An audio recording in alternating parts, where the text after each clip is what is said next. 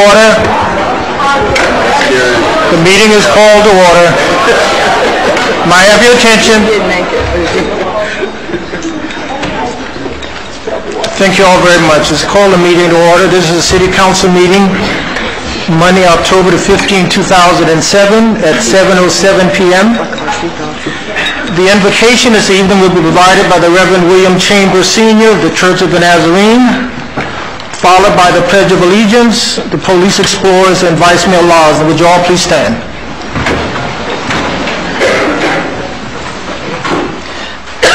Our great Heavenly Father, we recognize you in this meeting. It is in you that we live and breathe and have our being. We did not put our universe in order. We can't do much about putting it in disorder. But we can do a lot about the service we render to you. We thank you for this council. We thank you for each one that is here, for the business that needs transacting. We need your wisdom. We need your guidance. May your spirit of righteousness prevail in every heart and every mind. And when the business of this day is over, may we be able to sleep and say, as your servant, O God, we've done our very best to do the righteous thing. We would not forget, too, our security that we have in our city and those that risk their lives for our safety. You want us to be happy. You like for people to rejoice in all that you've made and given them of their being that will glorify you. So when this business is finished, may that also be taken care of, and all of us realize we are part of your wonderful world that you've created, and we live to serve you. In your wonderful name we ask. Amen. Amen. I'm going to tell you, son, can't read, cousin. Over, Mark.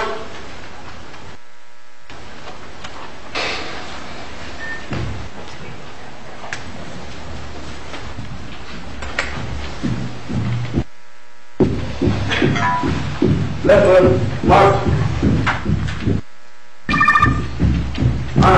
Go. 3, 7, 1. Please join with me and pledge allegiance to the symbol of this great nation of ours. I pledge allegiance to the flag of the United States of America and to the republic for which it stands, one nation, under God, indivisible, with liberty and justice for all.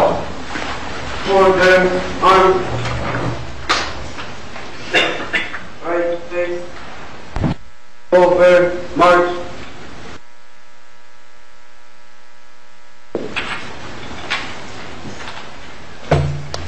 You may be seated. Thank you all.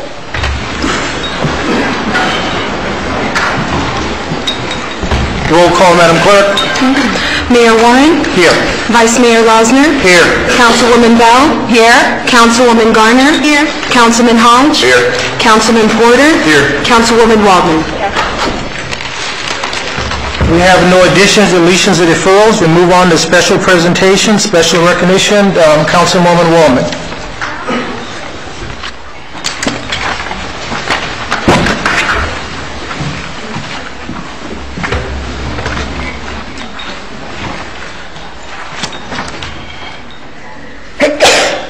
Sure. Thank you.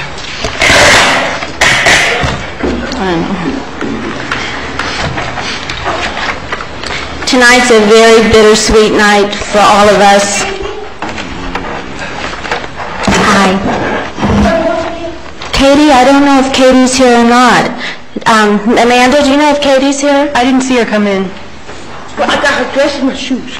Oh, okay. Well, it's okay. Patty will take care of it back there, okay? Okay. Tonight's a very bittersweet night for me, and I'm sure for many of you in the audience and our council.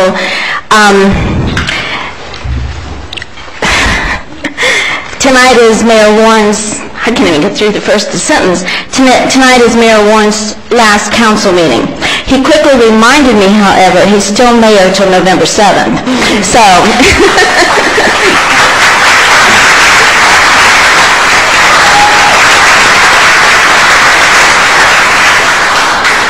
I'm going to try to get through this. For over 26 years, Roscoe Warren has served the city of Homestead with the loyalty and dedication that are so much a part of him. He was first elected to the city council in 1981 and has won re-election since then. He served as vice mayor from 1989 through 2001. Now, we ask Amanda, Jeff asked Amanda, how old were you in 1981? And she said 3. So then we all just, we really took the wind out of all of our sails.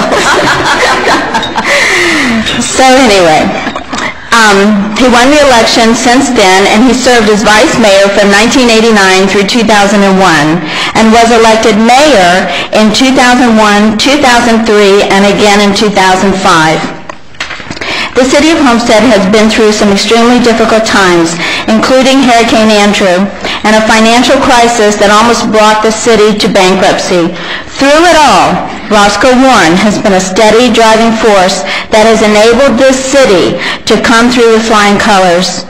Since 2003, Homestead has been in the midst of an unprecedented residential building boom.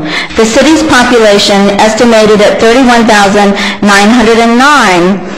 in the 2000 census, currently stands at 57,606.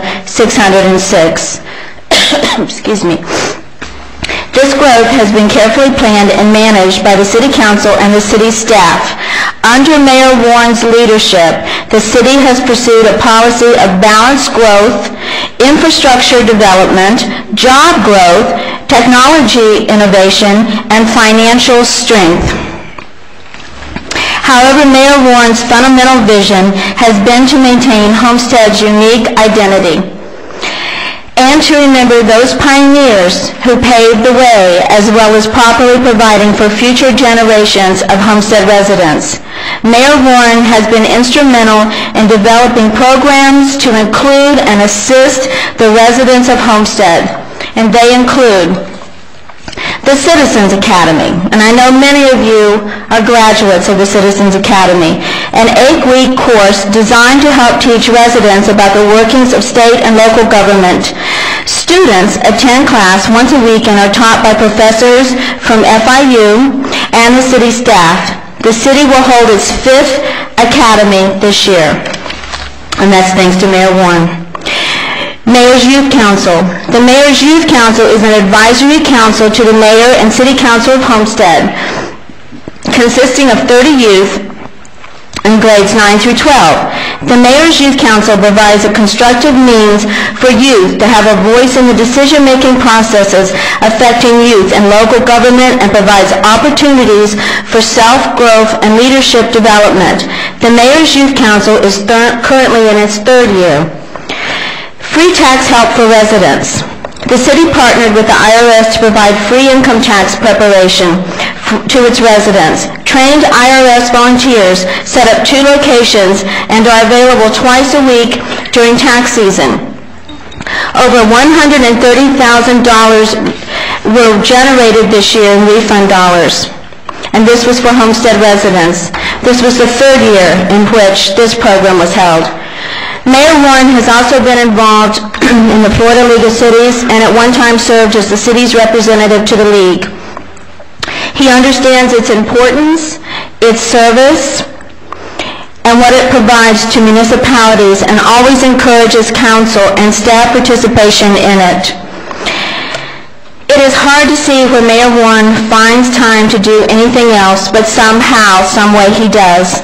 In addition to his duties as mayor, and his full-time job as Vice President of Enrollment Management at Florida Memorial College, he currently serves on the following organizations and committees in various capacities: the Governor's appointee to Dade County's Economic Development Corporation in the South Florida Water Management District, member of the First National Bank Executive Council, member of the National Association of Financial Administrators, chairman of the Homestead Police Pension Board and the Homestead General Employees Pension Board, chairman of the City of Homestead's Budget and Finance Committee, member area Indigent Care Foundation board member of the Alpha Phi Omega National Service Fraternity, and he's also just become a member of the Little Angels Association.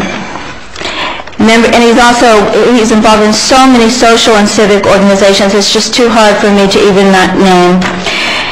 Mayor Warren was the first African American elected as mayor of the city of Homestead. In May 2004, he was honored at the Latin Builders Annual Awards Banquet as their Political Leader of the Year. He was also awarded in the 2004 Pillars Award for Public Service in September 2004 by Miami-Dade County Black Affairs Advisory Board, Black Heritage Planning Committee. Mayor Warren is a wonderful person. He's a true leader. It's been my pleasure to serve under his leadership for the last 6 years. His wisdom is always amazing to me. His patience, he has a true gift from God. He's my mentor, he's my brother, and he's my friend. And tonight it's very sad for me because I will miss you, my friend. However, it's an honor to present to Mayor Roscoe Warren the key to the city.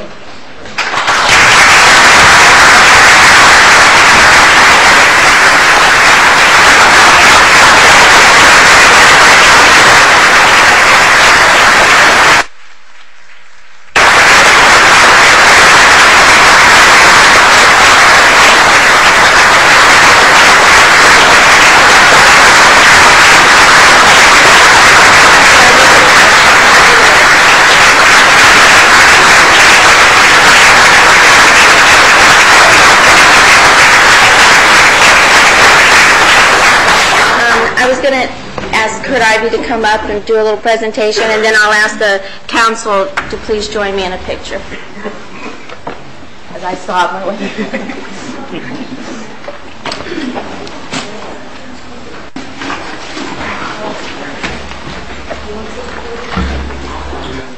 Well, go ahead and sit down for a minute. I might be talk for a couple of minutes anyway. I know Judy's pretty much said it all, but I have the honor and the privilege to represent the staff and employees of the city of Homestead in honoring the mayor. I'm going on November 2nd, 20 years with the city, and the mayor's been one of my bosses my whole tenure here at the city. And I can tell you it's been a pleasure. You can go to him for advice. You can go to him when you feel like you're in trouble or you've made a mistake, and he would give you how to correct your mistakes. He was there for advice when we've had some pretty tough times. The mayor and I have been through quite a few, shall I say, challenges or opportunities to excel, however positive spin you want to put on that, in the city during our tenure.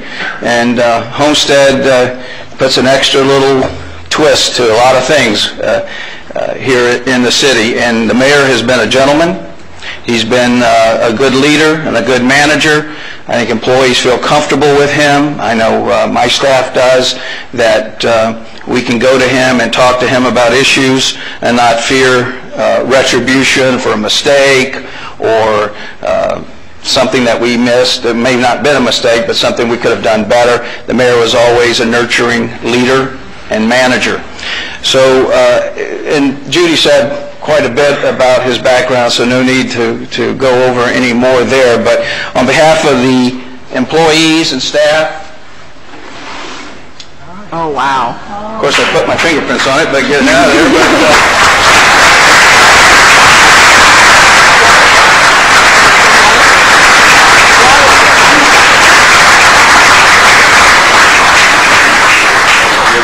I knew I was going to try it, but it is engraved, and it's our crystal vase. I mean, people in the mayor's position would have to build an addition for all the plaques that they get over the years.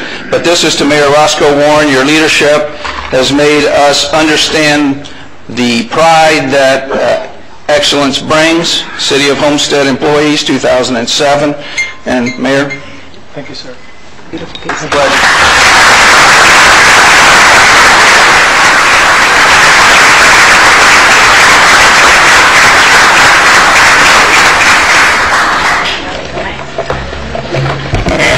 Thank you, Mr. Manager and Councilwoman Waldman.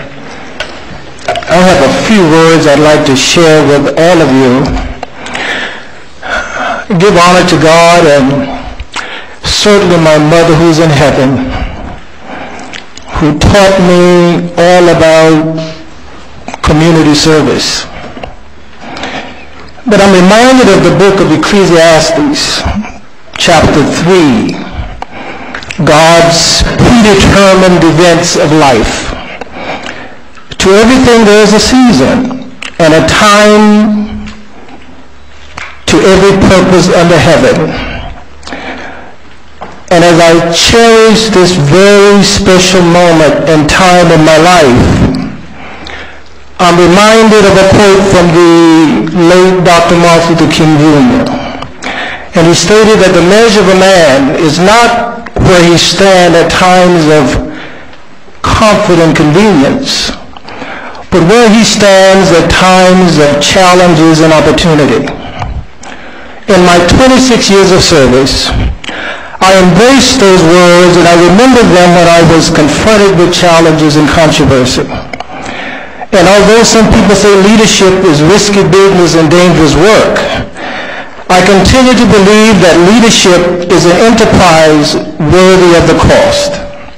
Our communities and organizations need people, wherever they live and work, to take up the challenges within reach, rather than complain about the lack of leadership from up high, hold off until they receive a call to action, or wait for their turn or gain a personal advancement.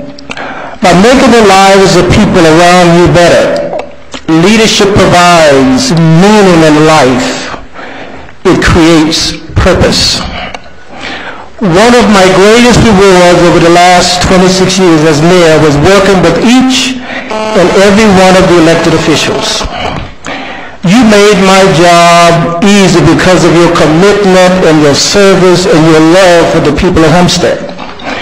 So I want to really thank Mrs. Wallman for all that she has done and will continue to do to help advance our parks, improve tourism in Homestead, and make our trailway a reality, and to keep our management team strong. To Councilwoman Bell, thank you for being our voice for quality schools and improving our visibility in the education arena. Thank you, Ms. Bell, for taking the leadership of our budget and fiscal affairs to ensure a brighter financial future for our great city. And thank you, Mr. Porter, for championing our infrastructure needs and improving our police department. Your work with these two committees will have an indelible impact in our city for years to come. Mr. Vice Mayor, thank you for your work with the Charter Review Committees, the Northwest Master Plan, Hurricane Preparedness and Annexation, and standing in my stead in my absence. I thank you from the very bottom of my heart. Mrs. Garner, thank you for shepherding the Code and Marketing Committee and being the guiding light for the Mayor's Youth Council. I am confident that as a result of your leadership, some of our youth will be great public servants. And to Mr. Hodge, you've truly been a lightning rod with our utility committee, the CRA, and our downtown projects. I am confident that your work will truly be felt for years to come. Thank you all again for truly being great public servants. To Mr. Richard Rice, thank you and your team for your wise counsel over the years. You kept me out of trouble. And I can truly say that you probably have one of the best legal teams you can find anywhere in this country. Thank you, sir. And to our city clerk, thank you so very much for your guidance and your professionalism. I really appreciate it, and I'll never forget it. Mr. Manager, you and I have seen tremendous change in this great city over the years, and your stellar leadership help contribute to this great work. So I want to thank you and Mike Shahar and Marlene Volker and Marcia Heath and Lillian Delgado and Patty Sullivan and Rick Stouts and Mark Cooper-Smith and Kurt Herring and Sherry and all the other directors and supervisors I didn't mention. Thank you for your service and commitment to the people of Homestead. And to my good friend of 50 years, Chief Al Rowe, you've been a dear friend of mine, and I want to thank you for being a source of strength and inspiration. And I want to thank the Chief and his entire team for doing a job well done. And finally, to the people of the city of Homestead, you have been my anchor and my strength. You weather the storms with me in good times and bad times, and I thank you from the bottom of my heart for giving me the opportunity to serve you. I thank you for your love and support for the last 26 years, and I think that I'm leaving the city in a better position than it ever been in its history. And I'm sure under your watch, people of Homestead, the legacy will continue. But I ask the people of Homestead, you continue to be engaged and work towards our vision of making Homestead truly one of the premier cities in the country in which to live, work, and raise a family. I read a statement several days ago called The Essence of Responsibility. Anyone can hold a helm when the sea is calm, but in stormy waters it takes strength, commitment, and responsibility to stay the course. We cannot adjust the winds, but we can adjust ourselves. And when it comes our turn to hold the helm, we must all be strong. God bless each and every one of you. Thank you so very much for your love and your support, and certainly for your prayers over the years. I pray that my city continue to grow and flourish and stand tall, and I know that the new leadership will carry on the legacy. Again, thank you all. Thanks for your prayers. Farewell.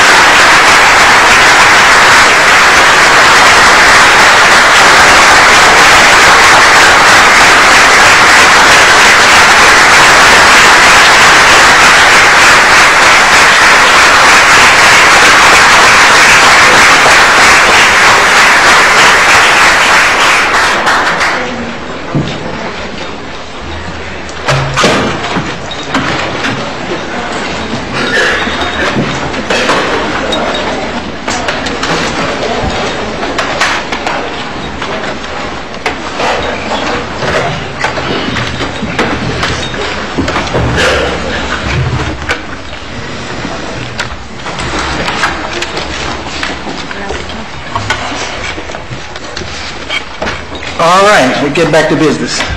Thank you all for your patience. Oh, I'm next. Also Vice Mayor.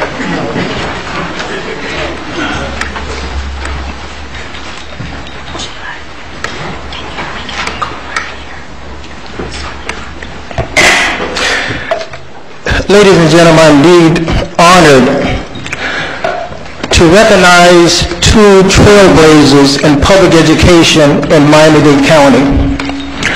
The Honorable School Board Member Evelyn Greer and Dr. Rudy Crew, Miami-Dade County Public Schools Superintendent.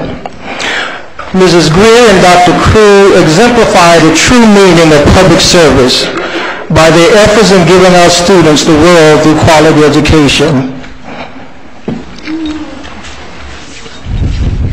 Miami-Dade County Schools was recently recognized by the Broad Prize Foundation for Urban Education for the second consecutive year as one of the top 5 public school districts in our country for demonstrating the overall performance and improvement in student achievement while reducing achievement gaps among ethnic groups and income levels.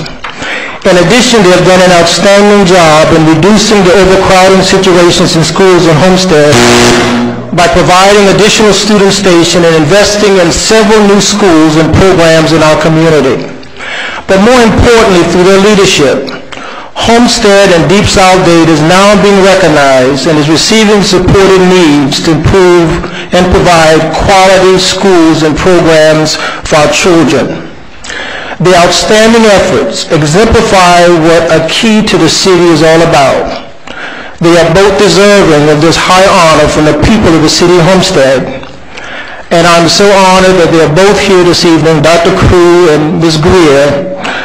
The people of the Homestead is grateful for your leadership, appreciate your effort, and we'd like to present to you this evening a special key to the city, and certainly a special key to all of our hearts, because we know it's not easy, the work that you do. But we want to share with you and show you that we appreciate the effort and ask that you continue the good work. Would you come forward, please?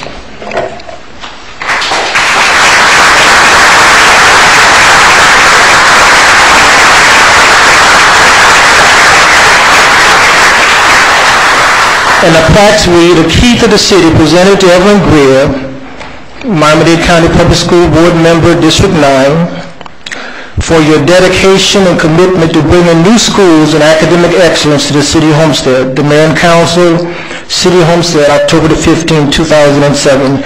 Thank you so very much.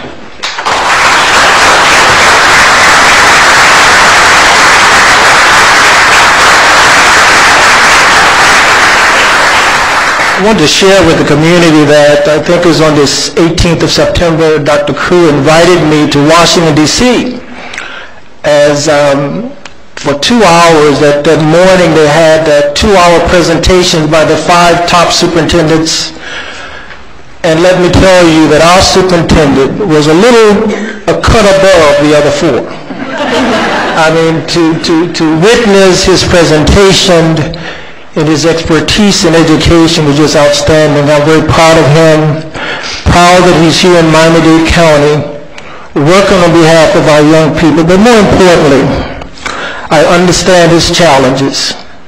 But you know, challenges come opportunity, and with his skills, he's known all over the country for his expertise. And Mr. Superintendent, an appreciation for your leadership and commitment to academic excellence and student achievement in the City of Homestead, Miami-Dade County, Florida. We salute you and congratulate you for a job well done. Accept this key on behalf of the people of Homestead. Thank you, sir.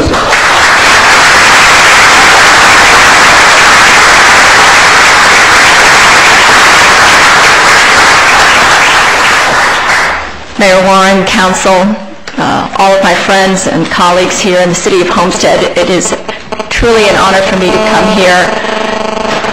Most especially it's an honor because when we were going down this road 3 years ago and the schools were overcrowded and nobody knew where Homestead was downtown and there were no new programs and no attention paid to this growing part of the country, to the county, we all said we were going to make so much noise downtown that they would figure out where we are. Well, 3 years later, ladies and gentlemen, we have made a lot of noise. People know where Homestead is now. They know where South Dade is. We've got the eye of the superintendent and his sworn oath to pay attention to the educational needs down this area, and I am just absolutely thrilled to stand here, not to get the key, but to stand here because of what getting the key means in this community. Thank you all very much.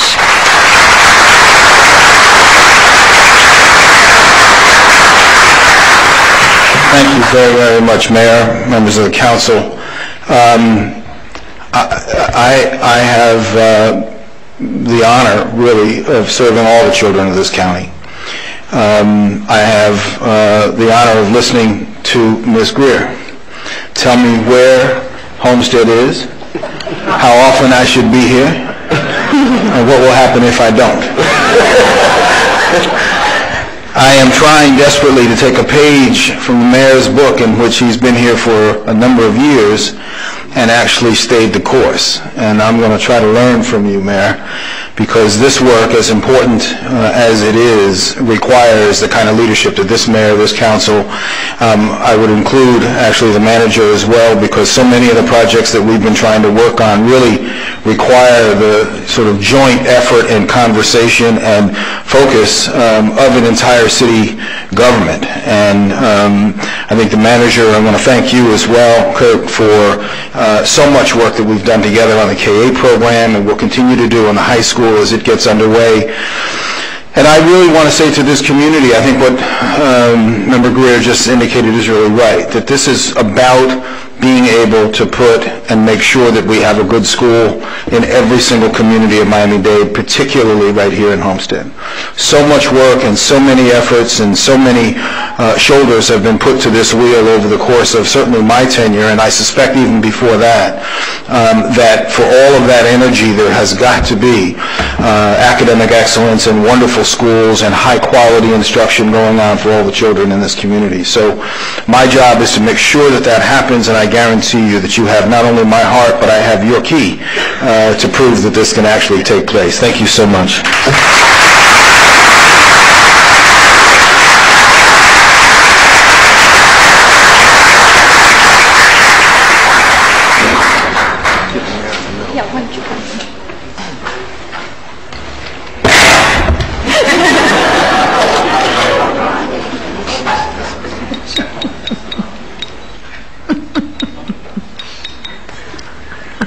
Thank you.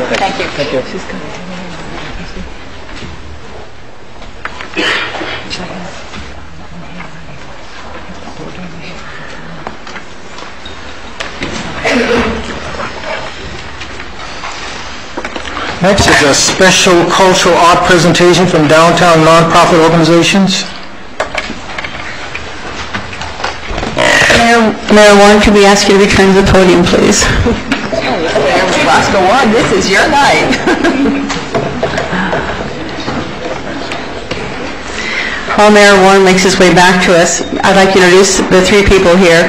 These three people represent the three downtown nonprofits in Homestead. Seminole Theater is represented by the Executive Director, Bronwyn Rutter. Excuse me, folks. Art South is represented by Mr. Bob Farnes, and I'm Yvonne Knowles, the Director of Homestead Main Street.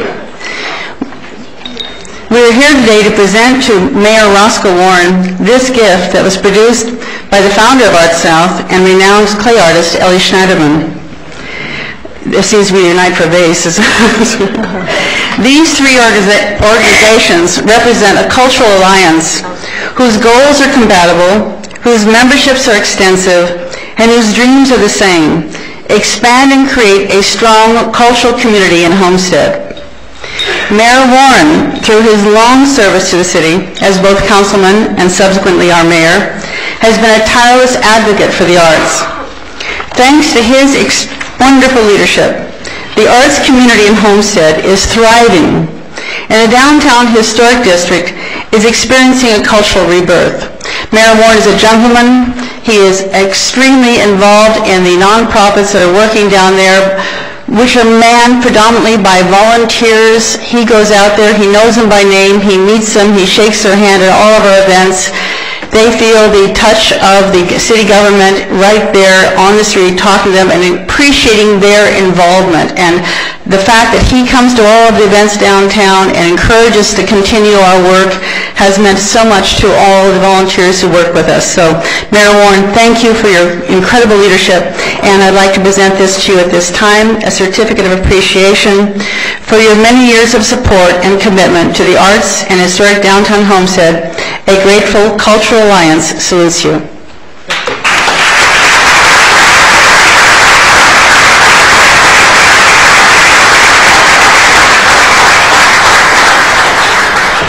Mayor Warren, the Board of Directors of the Seminole Theater is appreciative of and grateful for your enduring and strong support for this most important project.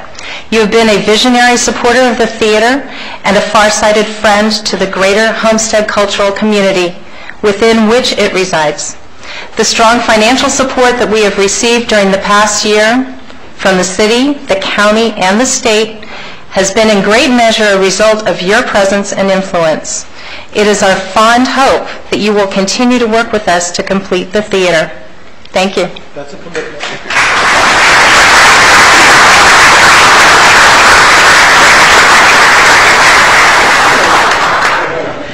Well, I don't have anything prepared, but just very quickly, again, thank you, Mayor. I know you're very involved with the arts, the city support along with the county. The city support has helped us with the county in gaining additional support, and we hope, like Seminole Theater, we hope you're there, because between the three organizations here, we're going to revitalize the downtown for you, just like to follow your dream. Thank you. Thank you very much.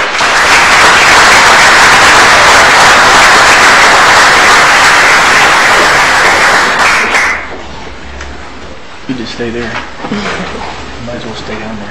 Really? I hope not. Yeah. Yes. Mayor Warren and the Youth Council. Next on the agenda is the Mayor's Youth Council administering the oath of office. See, you shouldn't have sat down.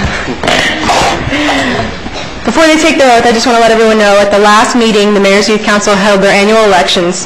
There were 16 members who decided they wanted to run for mayor and council, so after a lively debate, they all took their ballots and they voted for their mayor and council. And the members are here tonight with the exception of one of our new councilwomen, Jessica Cravens. She goes to school at Robert Morgan, but she swims for Southgate High School, and they won their last swimming, so she went to districts, and she didn't know she wasn't going to be here tonight, so good luck, Jessica. Our other members are here tonight. We have Councilwoman Roselle Vasquez.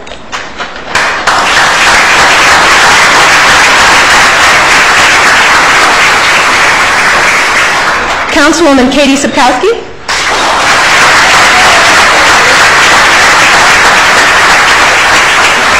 Councilwoman Stephanie Moya.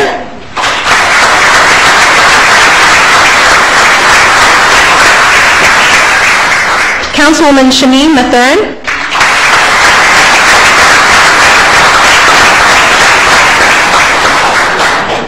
Vice Mayor Amanda Powell.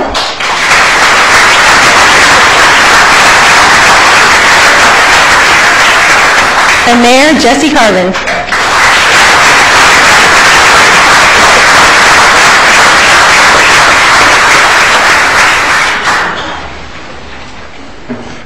You're going to get beat up pretty bad, guy.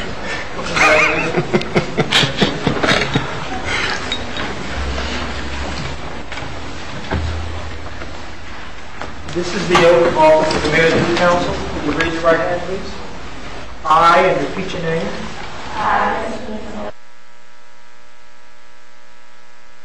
Affirm that I will support the Constitution of the United States and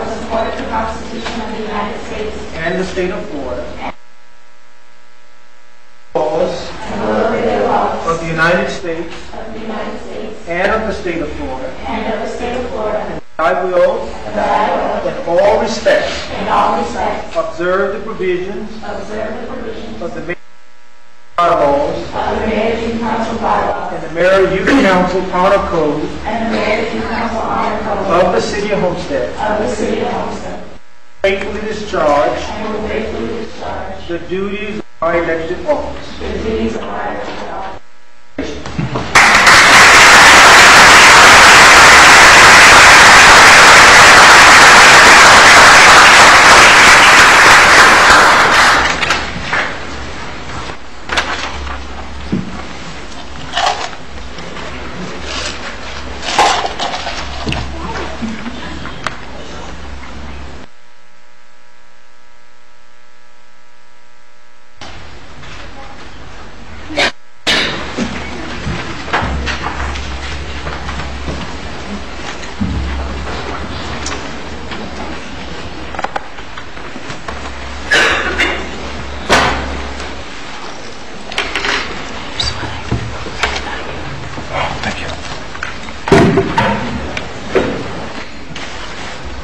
Presentation to the Mayor's Youth Council sponsors, Councilwoman Garner.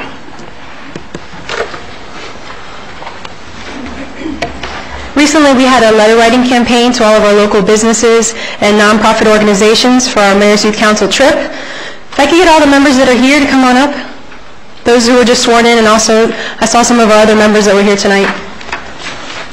We want to publicly thank everybody who supported us. We've had over $9,300 in donations and fundraising so far. The students have been holding their own fundraisers, including car washes. We'll have one this Saturday here at City Hall from 10 to 1. And we'd like to thank a few people that couldn't be here. One of the city's lobbyists, Bob Levy, he sent a donation, as well as the Kiwanis Club of Homestead and John Alger from Alger Farms, so thank you to them. We do have some people here tonight. Accepting on behalf of the Homestead Junior Women's Club is Cindy Kendall, the treasurer.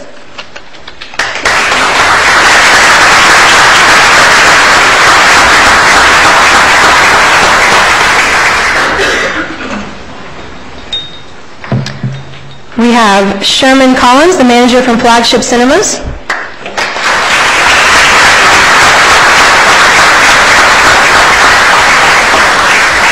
Flagship Cinemas has been a great supporter of the Mayor's Youth Council.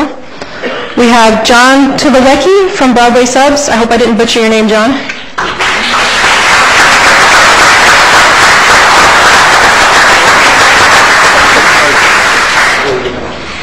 We also have Curtis Gray from Homestead Miami Speedway. Curtis has been an annual sponsor.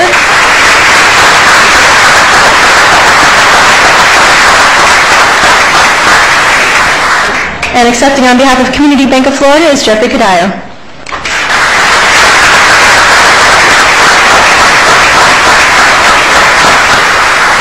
If I could get all the sponsors up here for a picture, we'd like to advertise for you as much as possible.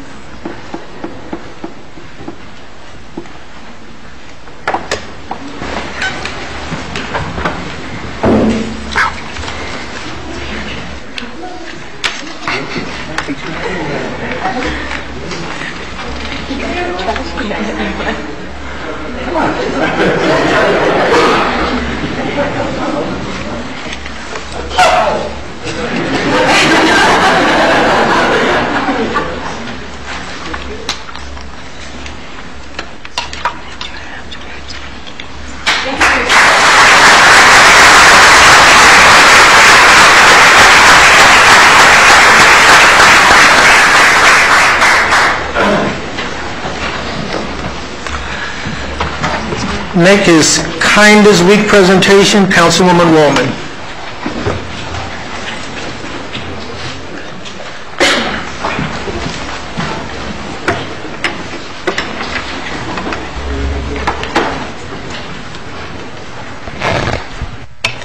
Yes, thank you again. Every year since 2002, I've given away an award for Kindness Week. Kindness Week is something that we try to celebrate in our hearts throughout the entire year, but we want to recognize people who do things outside of the normal, people that step out of the box, people that extend a hand of friendship, make a phone call, volunteer. Those are the people that we always try to honor. So at this time, I'd like to invite Katie Olson up. We have a letter that was written by Mary Finland, and Mary has a broken leg. A broken ankle. A broken ankle. So first I heard it was just the foot, and then now it's gotten bigger. Yes. So Mary's our Chamber of Commerce executive director. But anyway, there is a letter written, and Katie's so graciously volunteered to read it tonight. I am Katie Olson, Chairman of the Greater Homestead Florida Chamber of Commerce, and it's my great honor to recommend, on behalf of the Greater Homestead Florida City Chamber of Commerce, to recognize Aaron, Ed, and Clara Powell for their continuous performance of acts of kindness throughout the community.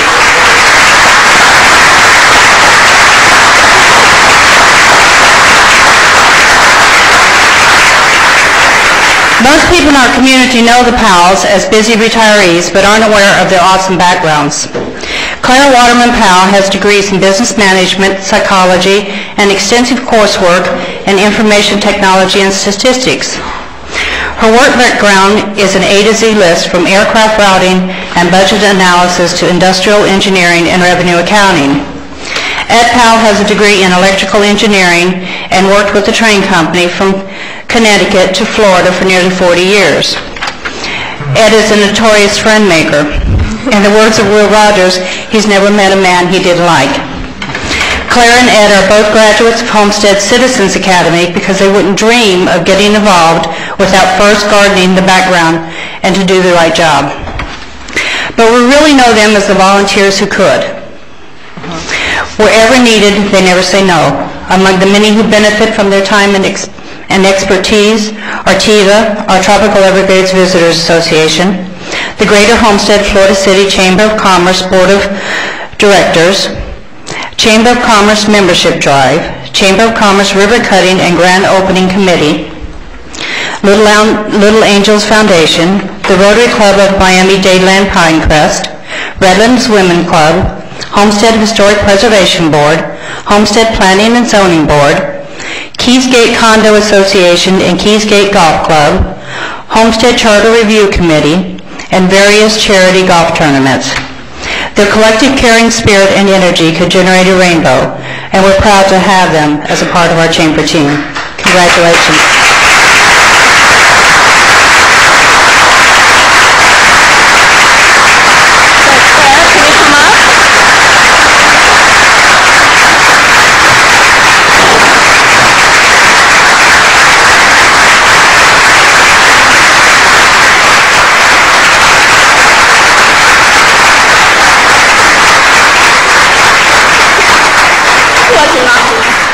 Down and then this has been a secret. Now you got lipstick. This has been a secret, because when I talked to Mary and they were my choice, and Mary says, oh, I was going to do that, and I said, well, get busy.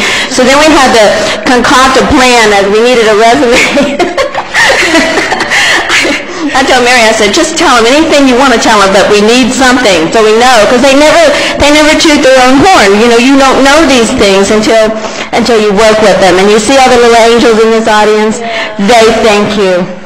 They thank you every day.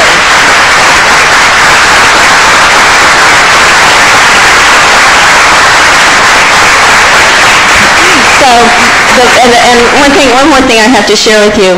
When we were first planning all this, I told Patty, I said, you make sure you call them, because they are gone constantly. And they arranged their travel plans so they'd be back in honor of our mayor, in honor of this being his final council meeting night. So that's why they're here tonight, unbeknownst to them that this was all planned. So congratulations. I have a beautiful plaque. Well, actually it's a piece of art, and it says, Ed and Clara Powell, in appreciation for your dedication to the community and inspirational acts of kindness. October 2007, Mayor and Council, City of Homestead.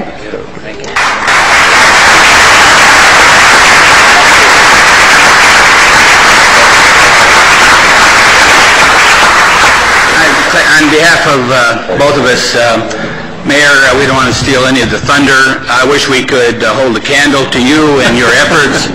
You're one of our favorites. We've been there with you all along. We encourage the entire city to be active like we've been. That we can't do enough. When we go to our chamber meetings and it's my turn to get up and say, what do? What I do is volunteer. I have nothing to sell but myself and what I can give to the community, and that's what we're all about. And I encourage everyone to come out and join a club, participate. The chamber is going to have a membership drive in 2 weeks. We're 700 strong. That'll save it from later. But we're a growing community. I love our community, and I can't do enough for it. So I thank you very much for your kindness. Thank you. Thank you very much. Thank you. I'm touched because we do it from our heart. And thank you for giving us these opportunities to volunteer. And thank you. And I want to say, as Mayor Warren did, I want to thank my mother, my mother and father taught me, giving back to the community only can give you more. So thank you very much, all of you. I'm so touched.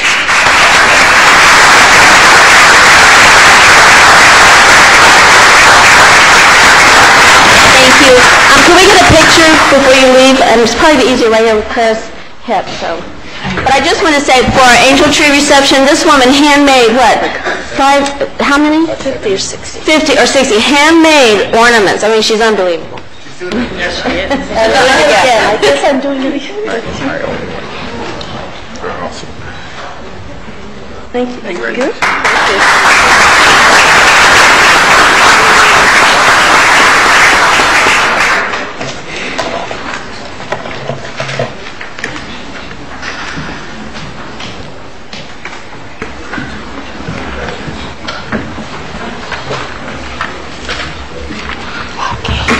Public Power Week proclamation presentation, Councilman Norman Hodge.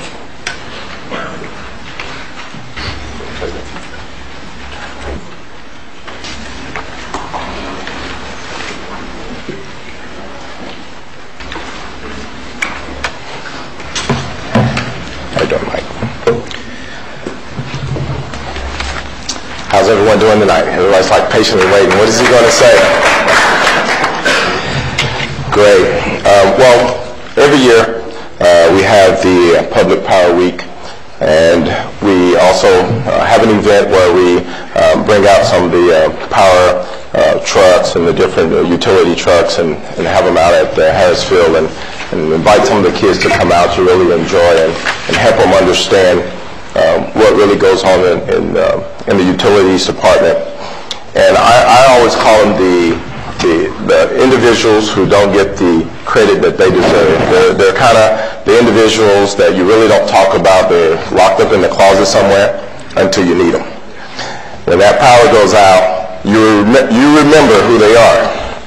So with that, I want to read this proclamation, and it says, whereas we the citizens of the City of Homestead place high value on local control over community services and therefore have chosen to operate a community-owned, locally controlled, non-for-profit electric utility and has consumers and owners of our electric utility have a direct say in utility operations and policies. And whereas Homestead Energy Services provide our homes, businesses, farms, social services, and local government agencies with reliable, efficient, and cost-efficient electricity, employing sound business practices designed to ensure the best possible service for non-for-profit rates. And whereas Homestead Energy, I keep wanting to say City of Homestead, Homestead Energy Services is a valuable community asset and contributes substantially to the well-being of the local citizens through energy efficient customer service, environmental protection, economic development, and safety awareness, and is dependable and trustworthy institution where local operations provide many consumer protections and continues to make our community a better place in which to live and work.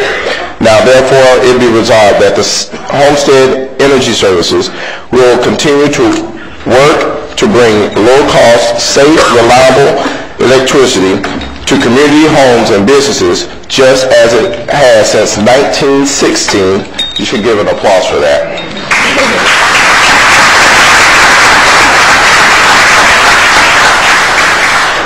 The year when the utility was created and served all the citizens of the City of Homestead, and be it further resolved that the week of October 7th through 13th, 2007 be designated the 21st Annual Public Power Week in order to honor Homestead Energy Services for its contributions to the community and to make its consumer owners, policymakers, and employees more aware of its contributions to their well-being and how it makes their lives powerful.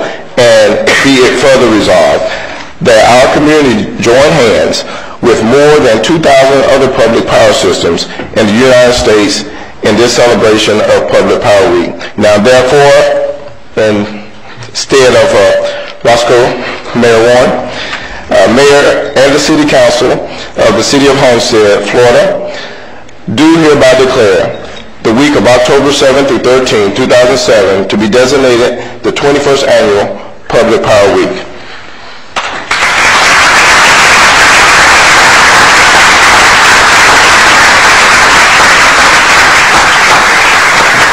First of all, I'd like to congratulate Councilman Hodge for being able to read this small print, because even with bifocals, I can't see it. But on behalf of the electric utility, I'd like to thank Mayor and Council and the City Manager's staff for the support they give us. But more than that, on a day-to-day basis, I'd like to recognize the 54 employees that come to work every day and night and keep the lights burning. And when they're not burning, they respond quickly to get them back on. I'd like to thank every one of them. Thank you.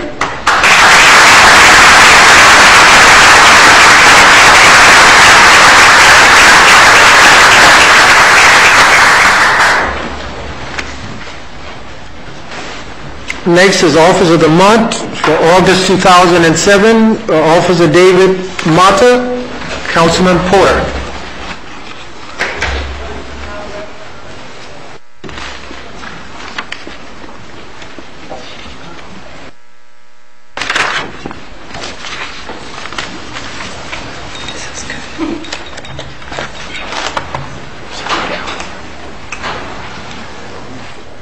What up, David? Mr. Mayor, Mr. Vice Mayor, City Council, Mr. City Manager, I'm Captain Tom Puglia with the Police Department. This is David Mata. He's our Officer of the Month for August. I'll give you a little background on David. I'm going to mind my bifocals too. David has been with the department since September of 2003. He started off as a reserve officer, which is a volunteer officer. Got paid $1 a year. Stuck around for a while. In October of 2004, he was hired as a full-time officer. I would like to add that this is his third nomination, which is very good for a young officer. And he finally got it this time, so I know you're glad. I'll just go over what he did during the month very quickly. He had a total of 10 arrests, 3 felony, 3 misdemeanor arrests, and 4 traffic arrests. 2 of those felony arrests were narcotics related. In one case, he was on patrol. He saw an individual throw a foil packet to the ground, hide behind a stairwell. He apprehended the guy, found crack cocaine. Subject was arrested. Another case, he got information about a male selling narcotics. He was able to locate that individual. He wouldn't identify himself, and a pat-down search revealed that subject also had cocaine on him. I'm going to paraphrase what his supervisor wrote and the reason he nominated him for this honor. Officer Mata is not being singled out for any one spectacular event, but for his overall performance during this month as it relates to his patrol function. What is really impressive is his dedication to traffic enforcement, to which again has become a growing problem in our community. I believe his evidence by his overall performance that Officer Mata is deserving of this nomination. He did write 97 tickets. I don't know if any of you recognize him, but he's done an excellent job for us, and he's a fine young officer. Councilman Porter? I have to take my glasses off to read. On behalf of the Mayor and the Council and the business community, there are some awards that we would like to present to you, Officer Mata. The first one is the plaque, which is donated by Awards, Inc. Boardwalk Restaurant is a $50 gift certificate. They are a new sponsor, and we're greatly appreciative of that. Richard Weiss, always a sponsor for a $100 check. First National Bank of South Florida, $50 savings bond. Community Bank of South Florida, Community Bank of Florida, $50 savings bond. Ferguson's Jewelry is a $75 gift certificate. Ruby Tuesdays is a $25 gift certificate. Global Partners, Inc., Steve Shiver, thank you, $50 check. Logos and Old Dixie Highway is a $50 gift certificate. Dale Blake from Blake Chevrolet is a $300 value oil change car detailing. Captain Car Wash is a $20 value car wash. Mita Jensen is a $2 memberships to the Homestead Community Concerts and Homestead Mining Speedway, Curtis Gray just left, is a $100 check. And that's the awards that, just a little drop in the bucket for what we can do for you guys and girls that you do for us on a day-to-day basis. And the plaque reads, presented to Officer David Mata for being selected Officer of the Month for August 2007. Congratulations. Thank you very much.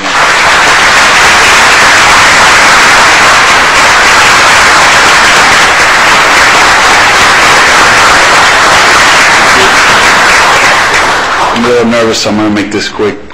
Thank the council for the equipment and the tools you provide us to do this difficult job.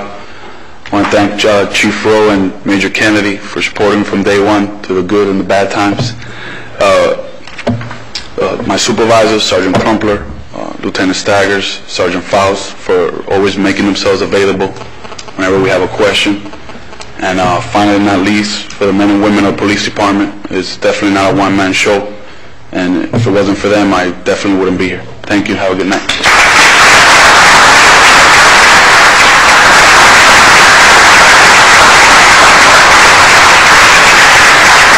I just want to make just one comment. This program is one of, there's a lot of good programs that happen in the city. This is one of the best programs.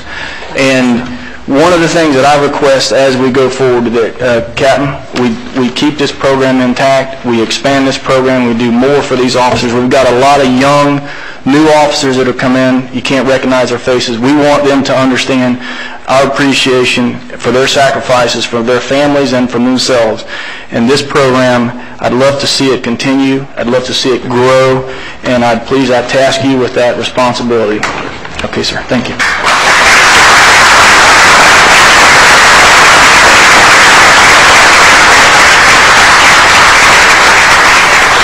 Just quickly, I would like to thank the mayor, Councilman Hodge, Councilman Porter. I've been with this department almost 28 years, and it's been an honor working for you. Thank you very much. Thank you.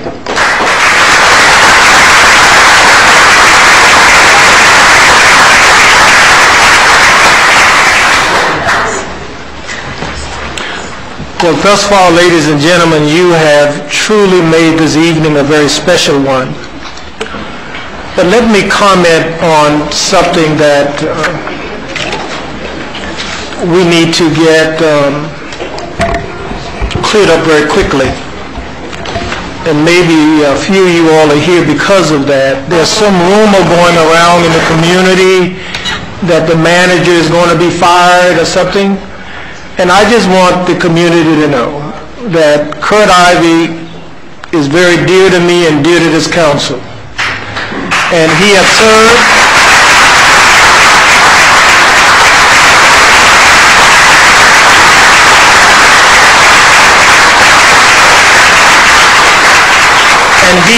served this community well. And we are so proud of him in the good times and in the bad times. But he has provided very strong leadership for the people of Homestead, and certainly for this council, for this mayor and council. And I'm grateful to him, and I'm grateful to his team, and I want to see that strong leadership and that strong management team stay in place. So if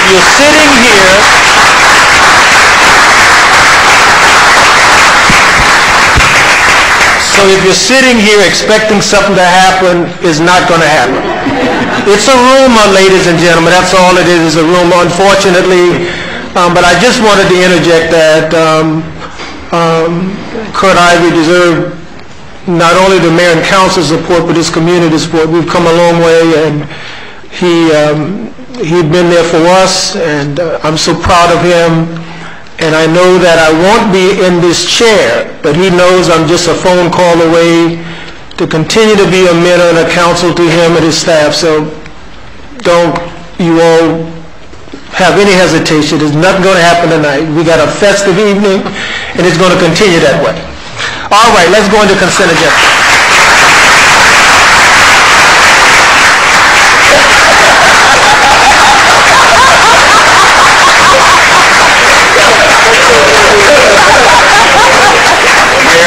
Mayor, thank you for extending Kindness Week. Have to share it with Ed and Kara.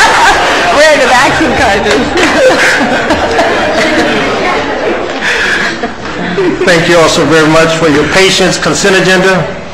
Is there a motion for approval? So moved, Mayor. Moved by Councilwoman Bell and second by Councilwoman Woolman. All in favor say aye. Aye. Opposed?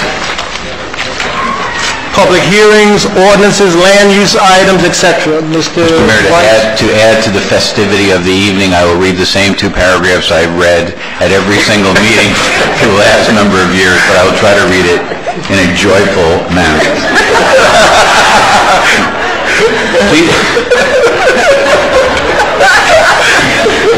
Please be advised that the following items on the agenda are quasi-judicial in nature. If you wish to comment on any of these items, please indicate the item number you'd like to address when the announcement regarding the quasi-judicial item is made. An opportunity for persons to speak on each item will be made available after the applicant and staff have made their presentations on each item. Swearing in all testimony, including public testimony and evidence, will be made under oath or affirmation. Additionally, each person who gives testimony may be subject to cross-examination. If you do not wish to either be cross-examined or sworn, your testimony will be given its due weight. The general public will not be permitted to cross-examine witnesses, but the public may request the council to ask questions of staff or witnesses on their behalf.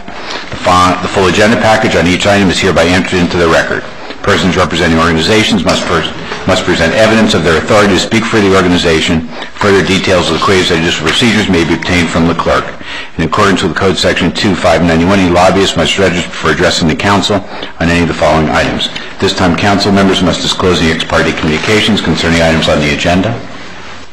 At this time, the clerk will swear any persons who wish to testify on any quasi-judicial item. Please raise your right hand. I state your name. Hereby swear or affirm that the information I present shall be the truth and nothing but the truth. So help me God. Thank you. Tab 16, Item 7A is a resolution of the City of Homestead, Florida, granting the request of Country Gardens, LLC for a 6-month extension to a previously approved site plan for Country Gardens located on the west side of Southwest 137th Avenue, Tallahassee Avenue, between the theoretical Southwest 300 and 302nd Streets as legally described in Exhibit A, an approximately 18.7-acre site consisting of 100 single-family dwelling units and providing for an effective date. So moved. Second. We have a motion for approval with a second. Are there any initial comments or questions from council? Yep. The applicant wishes to make a presentation. Any public comment? This is a public hearing. Any questions or comment from the public? Please give us your name and address for the record prior to making your statement. Angel Road, 2214 Northeast. 41st Ave in Waterstone. I didn't see this on the agenda, but take the opportunity to just make a quick comment.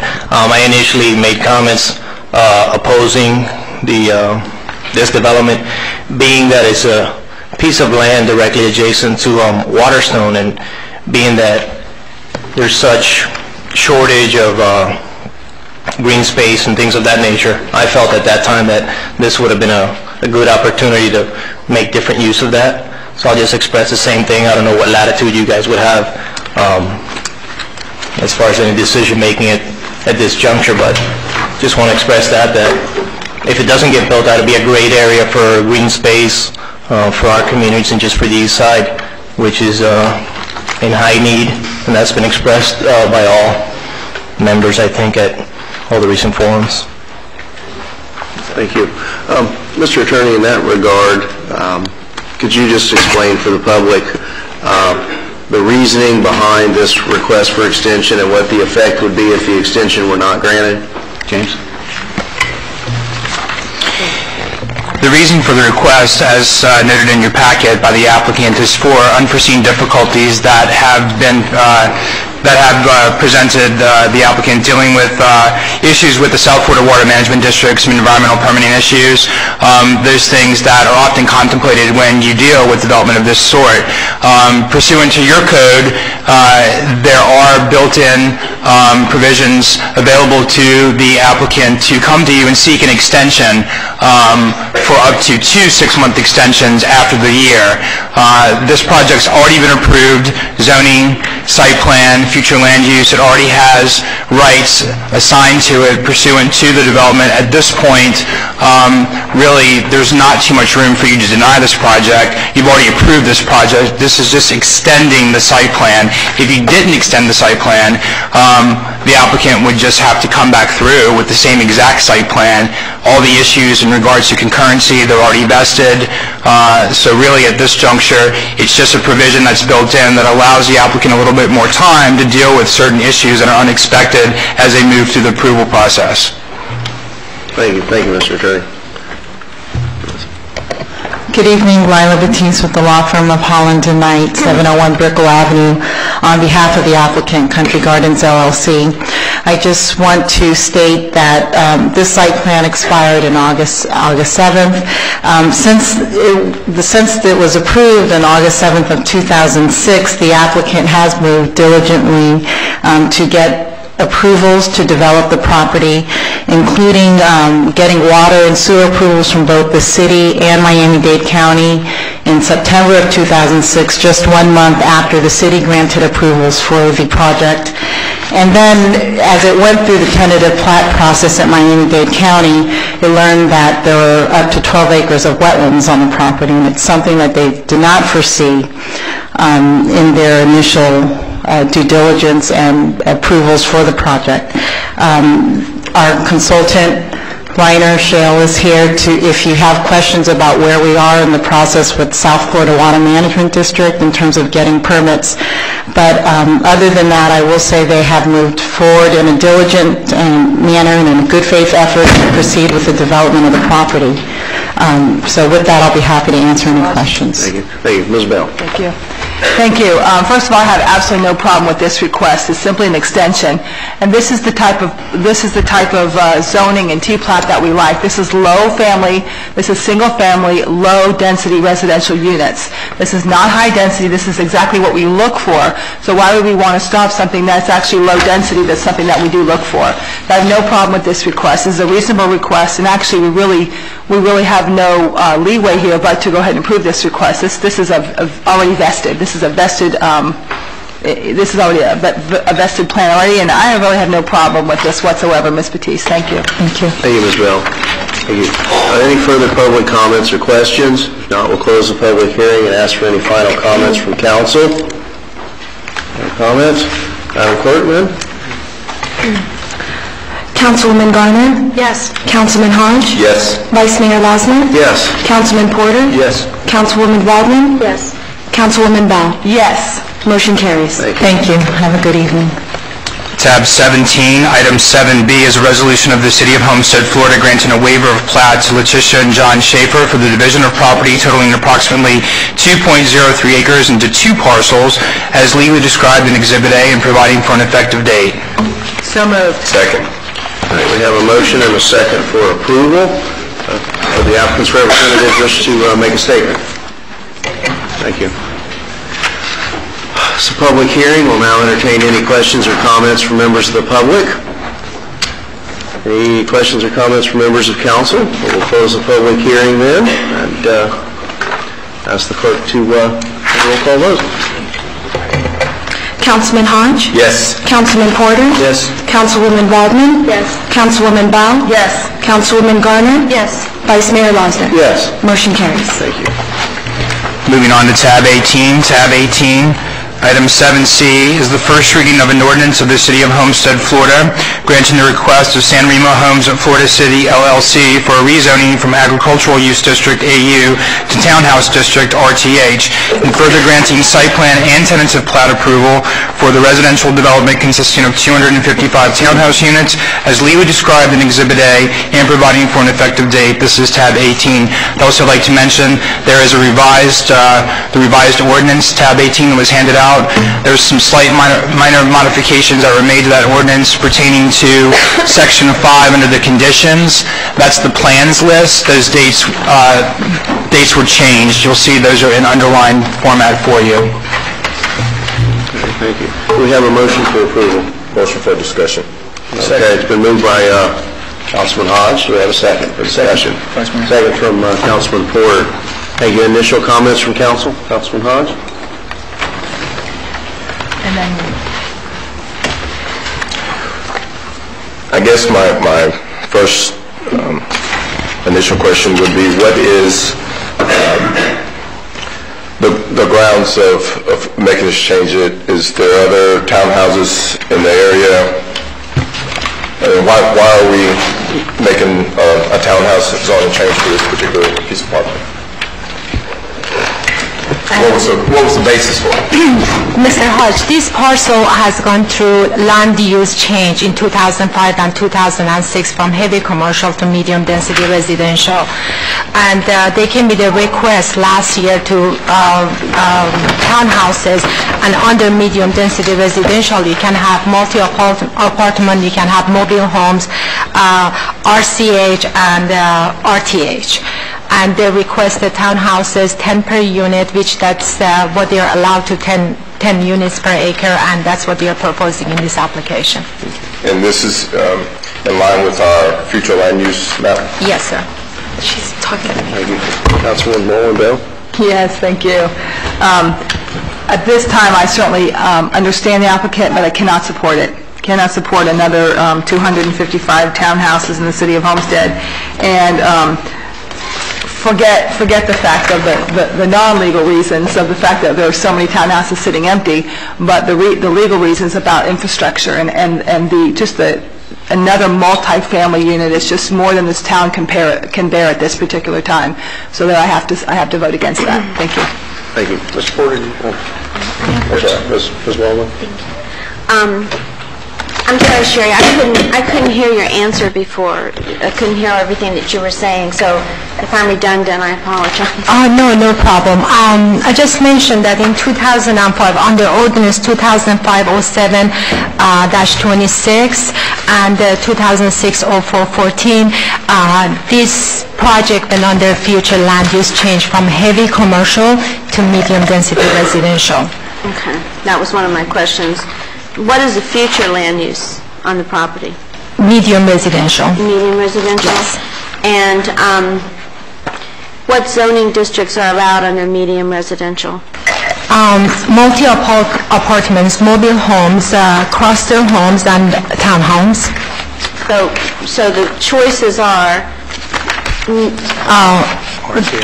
R2, R3, mobile homes, and Are you saying mobile homes? No, yeah. Yes. Under yes. the allowable zoning districts that can be implemented through the medium residential use, you can have R2, which is two-family, R3, which is multiple family, RTH, which is townhouse, RCH, which is cluster house. Also, mobile home zoning is allowed too. So any one of those categories are allowed in medium density residential use. So any one of those zoning districts are allowed, or an applicant could apply for. Now, the future land use on this property was rezoned in 2005 and subsequent 2006 for the total 25 acres, all from heavy commercial to medium residential use. The zoning on the property currently is agricultural, which does not match the future land use. So that zoning needs to be changed to match the future land use, or what could be implemented through the future land use category. And the future land use is medium density residential. Which includes multiple dwellings. Correct. So, excuse me, so Sherry, and I think it's important that we realize that we only have those choices, correct? Yes. Because we only have those choices. Which of those choices would be the best choice for the city? Well, definitely this one is the best choice compared to everything else. Okay. All right, thank you. Thank you, Ms. Wallman. Yes, Ms. Garner. Thank you, Vice Mayor. I'm kind of struggling with this one because I look at it legally, it makes sense. Obviously, the future land use says medium density. If you look at where it's at, to the west is Florida City, where they're building extremely high-density apartments, which is going to be backing up to it. And then you have the surrounding area with townhomes. So it only makes sense to have townhomes. But, then we have conversation all over the city, more townhomes, more townhomes, more townhomes. It makes sense. I'm confused as to why the developers continue building these products when it seems like it's getting into excess. But in addition to that, I hear from the school board that our schools are not overcrowded, yet we have a letter in our packet that says that the schools are overcrowded. So it seems we can't get a straight answer about the schools. Is it a funding issue, or is it a problem between how much money they're asking you, or is it that the schools are overcrowded, or they're not overcrowded? It says that they don't include charter schools. Well, I don't think that the public schools should have to count the charter schools within their capacity ratios, because charter schools have lotteries and they take kids from all over the city. I live next to Keysgate, and I know that there's a lot of kids that come from the west side, so they're not taking students right from that area, so it makes sense to me that, this one's just a little...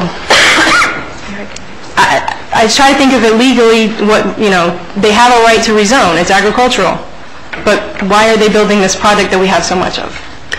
If that's a question, Mr. Chairman, I'd be happy to... Go ahead. Recognized. Steve Shiver, 47 North Chrome Avenue for the applicant, and I'm here to carry forward the mayor's jovial meeting today, so look forward to that. A quick history, and then we'll talk about the schools real quickly. Back in 93, there seems to be a misconception about density, medium density, high density in Homestead. In 93, 94, I remember first elected as councilman, there was an onslaught of product that came here, apartment complexes and things of that nature that came after Hurricane Andrew. We were at 15 units an acre then, which mirrors Florida City, unincorporated Dade County, and generally 15 units an acre that I have seen throughout the South Dade region. Almost immediately after, in 93, we changed to 10 units an acre. So Homestead already is the beneficiary of a lower density at the direction of this council and the wisdom of staff in trying to stem or curb some of the development that wasn't taking place back then, but is certainly happening now. I lived in Florida City, grew up in Florida City, but went to school in Homestead. And as you look at the developments as we changed this project, and as we started to assess the development many years ago, 2 years ago now, this entire area was slated for the water theme park that everybody was chasing, if you'll remember. It was heavy commercial zone. In fact, when I was county manager, several of those people chasing that water theme park came to me for bond financing and things of that nature at the county, which you can't lend credit of the county, so therefore it didn't happen. And at the end of the day, the entire area has been changed to medium density. To the immediate west, in fact, if you'll recall, almost a year ago, in anticipation of what we're doing here, we began the comp plan change. Actually, that was 2 years ago. We went through the comp plan change, changed the entire area. You have Lakeshore to the east, the immediate border, which is probably 15 plus or minus units an acre. And to the immediate west, you have Florida City. And if you'll recall, in our negotiations with your staff and their infinite wisdom and strength in negotiating, we paid $75,000 to the city for vacation of a right-of-way, so the roadway that dead ends to the north into the turnpike, we actually added to because we needed more space for roadways. As we looked and kept dealing with your staff, more specifically Alfredo Sanchez, your design architect, I forgot what urban design architect. We worked with him to differentiate, Ms. Garner, the product. Yes, there are a lot of townhouse products here. You have a developer who has acquired land, a 2 or 3 year project, in trying to get the entitlements done. Unfortunately, the market has changed. The letter that you have before you demanding at $1,700,000 for overcrowded schools, I've got a letter I can quote you where Mrs. Greer's staff provided us that none of the schools, in fact, are overcrowded here in Homestead. That letter, there was a major challenge by the Builders Association of South Florida and the Latin Builders Association as to how they come up with those numbers. Very arbitrary, very, very contested. In fact, I believe the county is going through a process of revamping those numbers as we speak. You can see clearly there is no overcrowding. So, I mean, the issue raised by the school board is really a moot point. We donated a year ago $75,000 to the City of Homestead for vacation of the right-of-way. And as to Ms. Bell, your comments about the roadways and the infrastructure, and it's shared by all of us in the development community, because remember, the interest payments, the things that we do as developers to carry this property and get it ready for market and development, it costs a lot of money. And at the end of the day, we're not going to build something that is not essentially, or eventually going to be developed and be fruitful. We have, based on your proportionate fair share ordinance, we have agreed to pay $53,000 that your staff has requested of us to improve roadways. Again, the land use change, Mrs. Waldman asked the question, what's best in the current land use category? Well, I submit to you that if you had it before in the heavy commercial category, I'd hate to see, some kind of, and rightfully so, in your wisdom, I believe it was a unanimous vote on council at the time we did the comp plan change to the medium density residential. You don't want Lakeshore residents waking up to, attention shoppers kind of PA systems and things of that nature. But again, that could have been a car lot, that could have been quite a few different things there as commercial. So we've been through this process. We have worked with your urban designer. The product that happy to pass this around. While we call it townhouse because of the classification or zoning classification, they are essentially detached, but they're attached by a wall that provides storage. Your zoning board is very adamant on storage and shutter storage and things of that nature. We tried to work with that into differentiating the project or the product that will be offered as not just another townhouse. So, in a long-winded way, this project has been going on for about 3 years now, and we're here before you, on the home stretch. So you're pretty much telling me you missed the market, but... Well, again, the market is a dynamic thing. It changes every day. As you look at what we're allowed to do based on your comp plan, we have to entitle the property. So I agree with the rezoning. It's just hard to agree with it right now.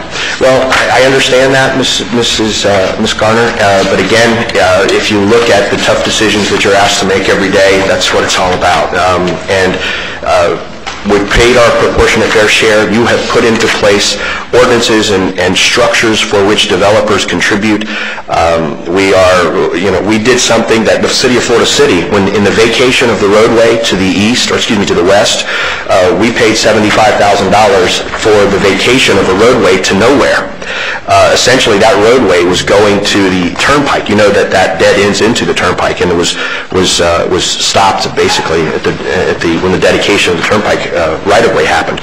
So, I mean, Florida City has not required the other owner to do that, and we're trying to be as best as we can. We heard you about the market and creating a different product. We worked with your urban designer in trying to develop something that would be better flowing, larger roadways.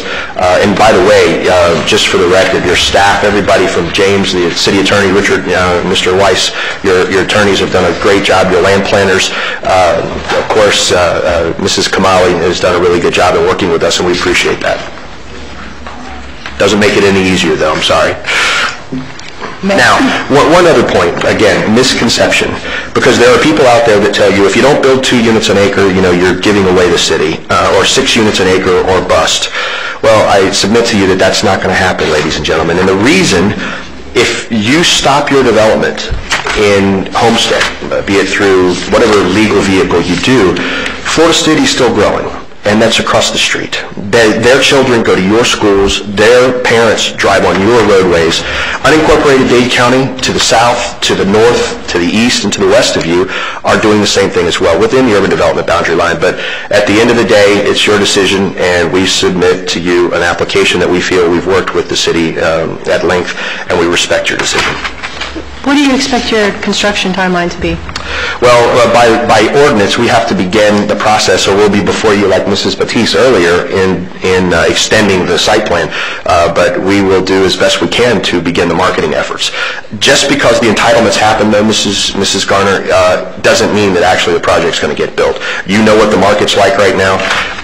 While it's your obligation and job to plan to incorporate mitigation strategies, to incorporate ordinances that require payments for infrastructure and things that you've already put in place.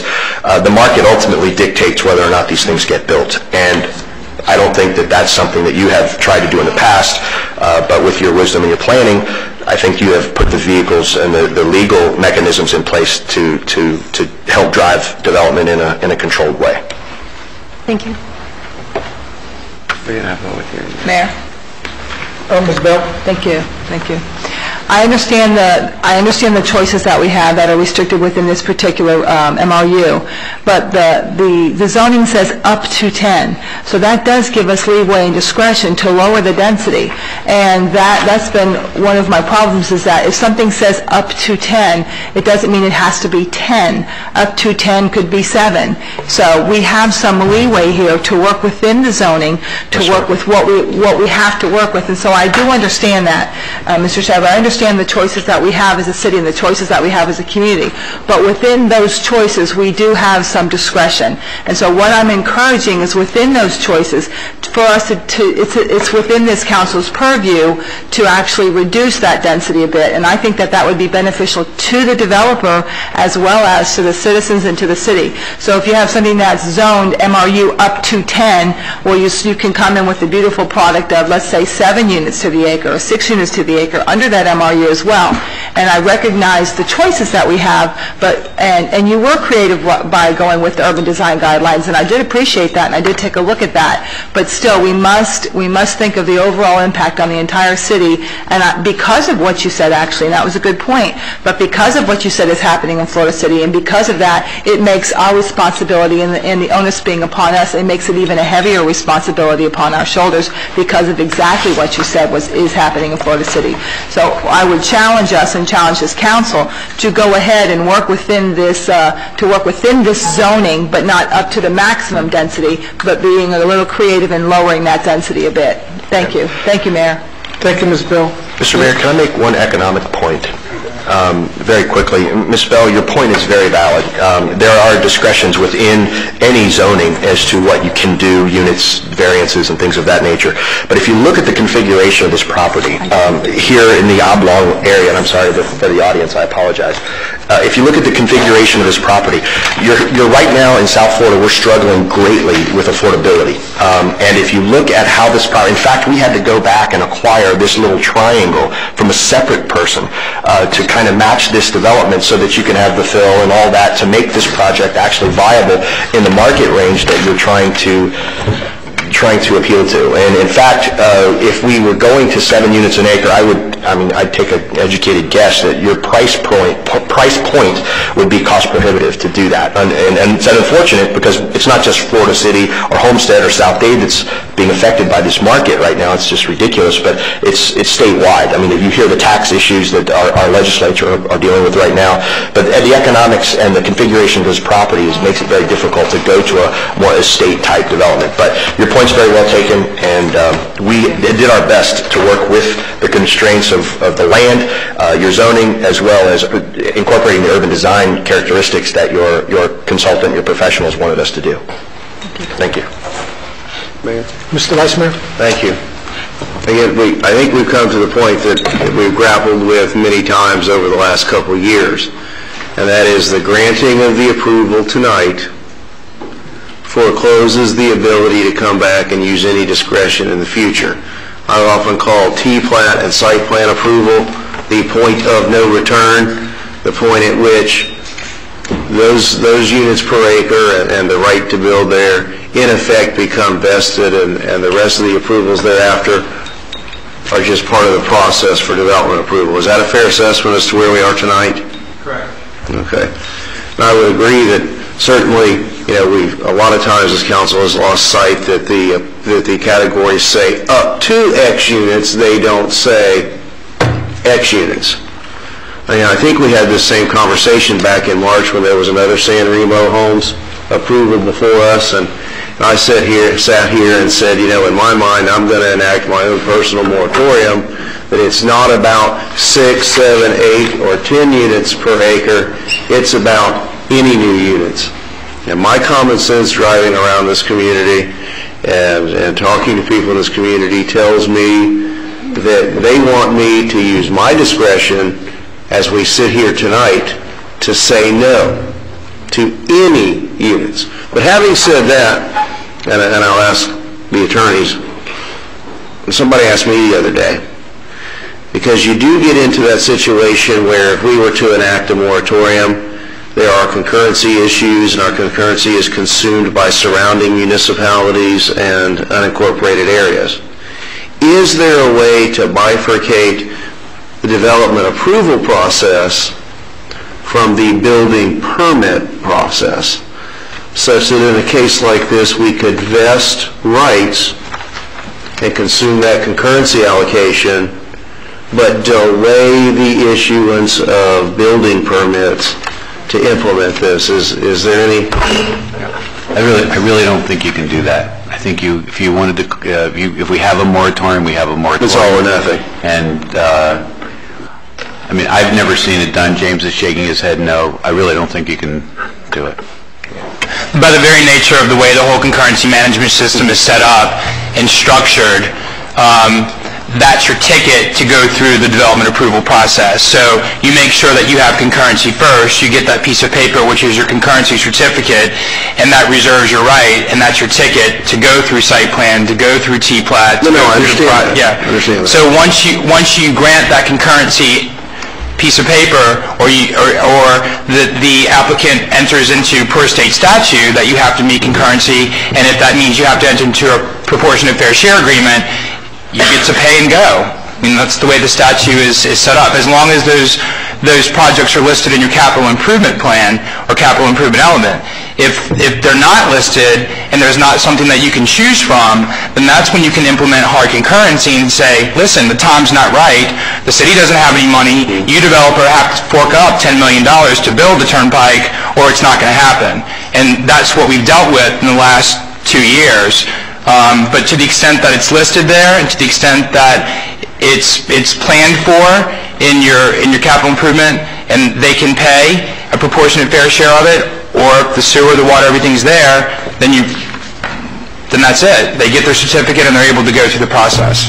Fair enough. And again, to the applicant's representative, 2 to 3 years ago, I would have had the number of unit argument with you, but as I sit here tonight and still have discretion to say no, that's where I am. Thank you, Mayor. Thank you, Ms. Vice President. Any other comment? Mr. Porter? James, the legal aspects of not approving this really that meets all the criteria. I mean, it falls under the medium density, and that's up to, okay, it goes from single family, which is what, 6 per? Up to 6. Up to 6. Then the next level of density is medium, which is up to 10. So they fall between the 6 and the 10 number. They meet all the traffic concurrency scenario. They meet everything that's been asked of them. So the only thing that, if you need to create a 7 unit per acre density, you're going to have to create another mechanism for you as staff to be able to decide when should we see 7, or when should we see 10, or when should we see 6. Obviously, single family is up to 6, right? Correct. So, and this low density residential is up to 6. And then the next level is medium density. Medium density up. So what gives me the legal right to say to this applicant that he doesn't meet the criteria based on what?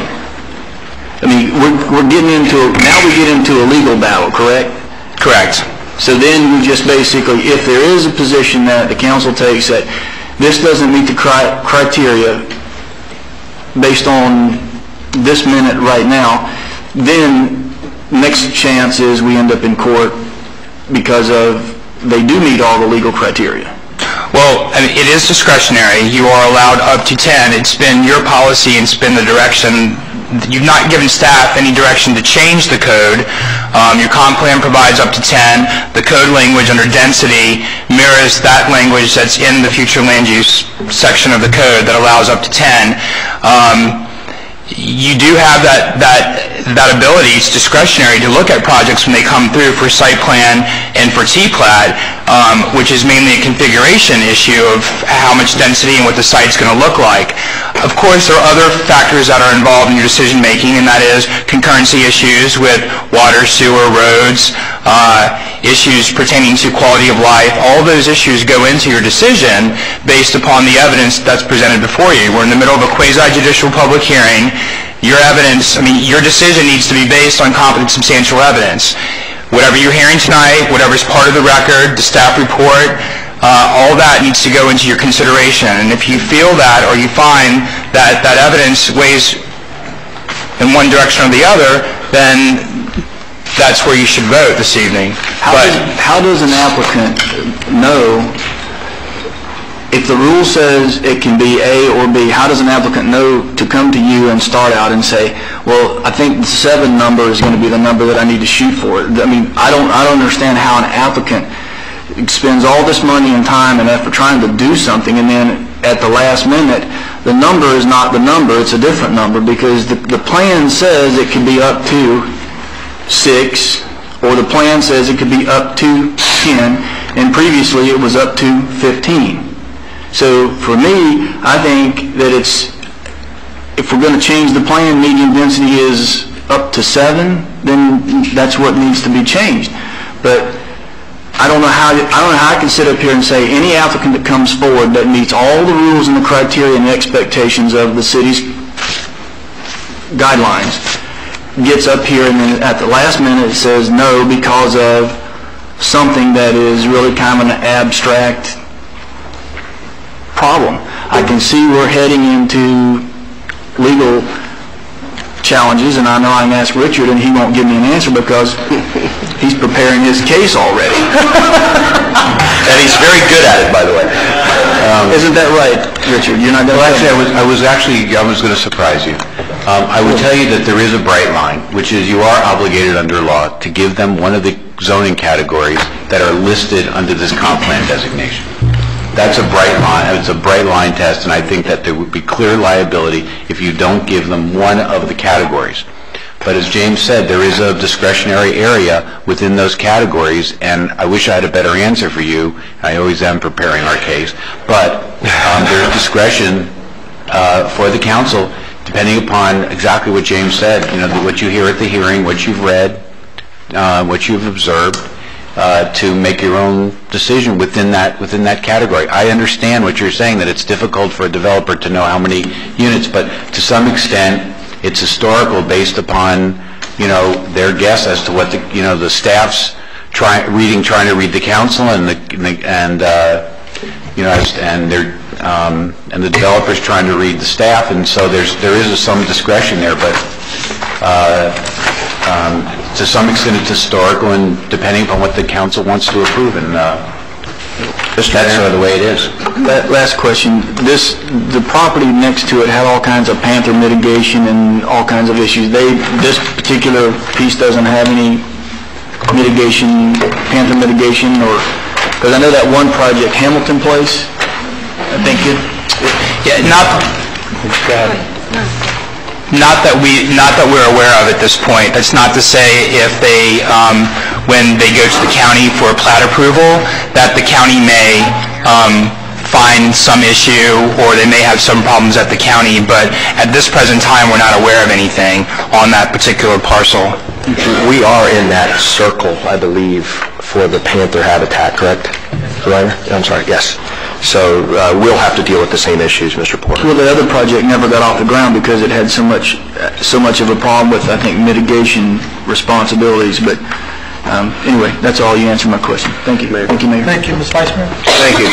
Well, on the heels of what our attorney said, then, it would seem that one possible solution here is to have separate motions, one to grant the rezoning and the second for the site plan approval. You seem to indicate that we really don't have much leeway on the granting of a request to change of zoning of one of those zoning categories that would be allowed in the overlay, but we do have far more discretion in then denying site plan approval. Is that an accurate assessment? Okay. Thank you, Mayor. Thank you, Richard. Mr. Mayor, can I make one other observation?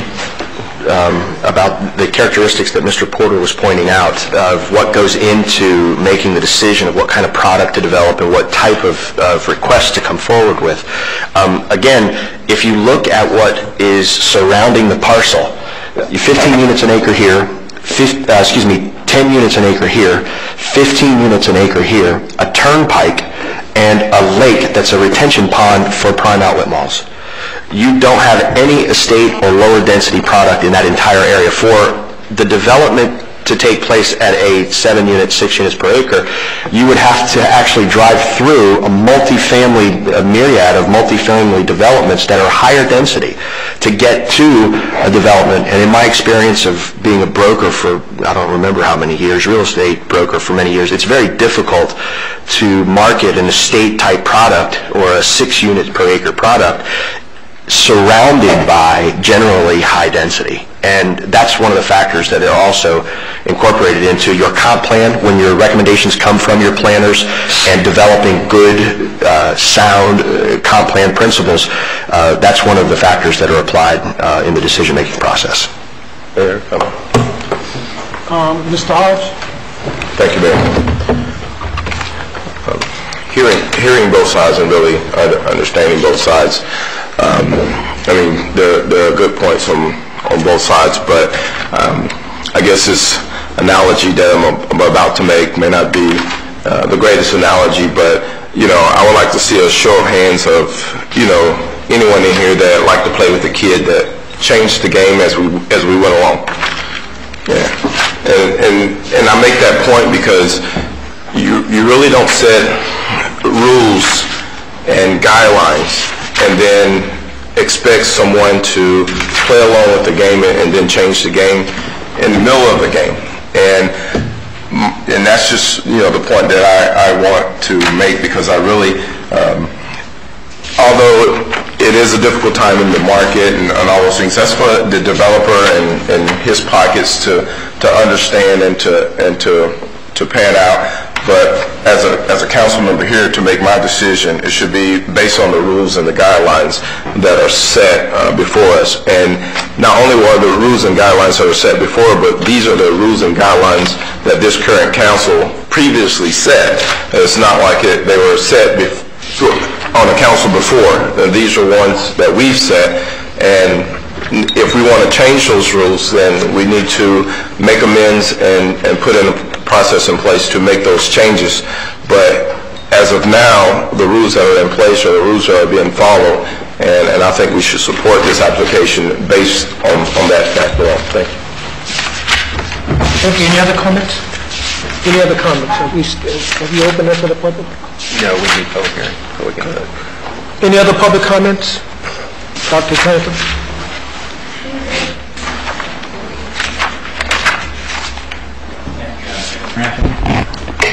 Jim Trantham, 2375 Southeast 7th Place. I too would like to keep this on an upbeat as much as I can tonight, because I just want to say thank you, Mayor Roscoe Warren. Thank you, Mr. Porter, for your service. Mr. Hodge, I know how hard it is to make the decisions up here. I understand that. I serve on many committees where the decisions are no-win sometimes. But, you know, you've done such a good job over the years of persevering, and I do appreciate that, and I thank you for your service. We will miss you in the community, those of you that are not going to be here, but we hope that some of you will still be here, and we thank you for your service to this community. It's Thank honorable. you, Dr. Frank. Thank you so much. Now, having said that, one of the reasons that I always seem to be at odds with the mayor, for example, is philosophical. You know, we believe in this city that Homestead is an oasis. I don't live in Florida City. If I wanted to live in Florida City and live with the type of housing that's being built there now, I'd move to Florida City. I don't live in the county. I live in Homestead. I moved to Homestead because it was a beautiful, beautiful area, and still is, in the very southernmost part of our county. And my argument again, and still is, developing more on the east side than we can handle. Here we're talking about another 500 cars It's just too much. And we've asked the council in the history of this argument back and forth that they limit the number of homes being built on the east side of town to 6 to the acre. And we understand the PUDs and we understand how it works, that some areas look better if you try to keep them looking the same way. We had a beautiful single-family area where I live in Keysgate, and all of a sudden they closed off the entrance to our property and they threw up these apartment-style condos. Well, look what they did to my community, but I have to drive through there every day to get to my community, don't I? So, you know, that's not a very valid argument as far as I'm concerned. The argument should be whether or not we want to have overbuilding on the east side of town. And if it takes a moratorium, which I'm not in favor of, but if it takes a moratorium to stop that, then we need a moratorium. We need to stop building multi-family units on the east side of town. Thank you very much, and thank you, Mayor and Council. Thank you, Dr. Trent. Give us your name and address for the record. Yes, sir. My name is Joseph Androlonis, 1537 Southeast 31st Court. I am the Vice President of Venetia Groves Homeowners Association. There's just a couple points I'd like to bring up in regards to adding another 255 units. In our community, Venetia Groves has 320 units. We've finished building at the end of 2005. Currently, we still have 36% of our units are still unsold. The houses, so right there we're building up another 225 houses where we have over 100 and some odd sitting right there. Now the entire Venetia community, which is split up into Venetia Gardens 1, Venetia Gardens 2, and Venetia Gardens Venetia Groves, has 1,035 residents, homes in it, with the average home has 4 to 5 people in it. In the community, we have between the entire Venetia community, we have over 400 open units. Now, 3 months ago, my family has a long line in banking. I'm 1/3 owner of First Florida Funding Corporation, which is a mortgage bank. We're based in Miami Lakes. We've been in business for 40 years. We're a direct endorsement lender. We are not a broker. We are a lender. We fund with our own money for the direct endorsement lender for VA, FHA, so on and so forth. We have had over 75 applicants from the Venetia community who have applied for mortgages and have been flat out turned down by us. We have not approved one, based on the fact that my own home 3 months ago was appraised for $275,000. Now, we have 100 units. It basically works out, we'll make it simple instead of 36, this and that. It basically works out to it. 1/3 of the homes, owners live in. 1/3 of the homes, renters live in. 1/3 of the homes, nobody lives in. Some of these homes are owned by investors. Just 3 weeks ago, we had an investor who owns 5 homes. My house appraised for $275,000, and I obtained a second mortgage on it because I was disabled and I was in the hospital for a year and a half. So we needed some additional money. But anyway, not to get into my personal stuff. But when we 275 3 months ago, this gentleman who owns these 5 houses is listing them waterfront properties, 3 bedrooms, 2.5 baths, over 1,500 square feet, beautiful lake view. He's got them on the market for $199,000. Now those other 200 people, those other 200 homes that are in there, that bought for $275,000 or $250,000 if they got a bargain.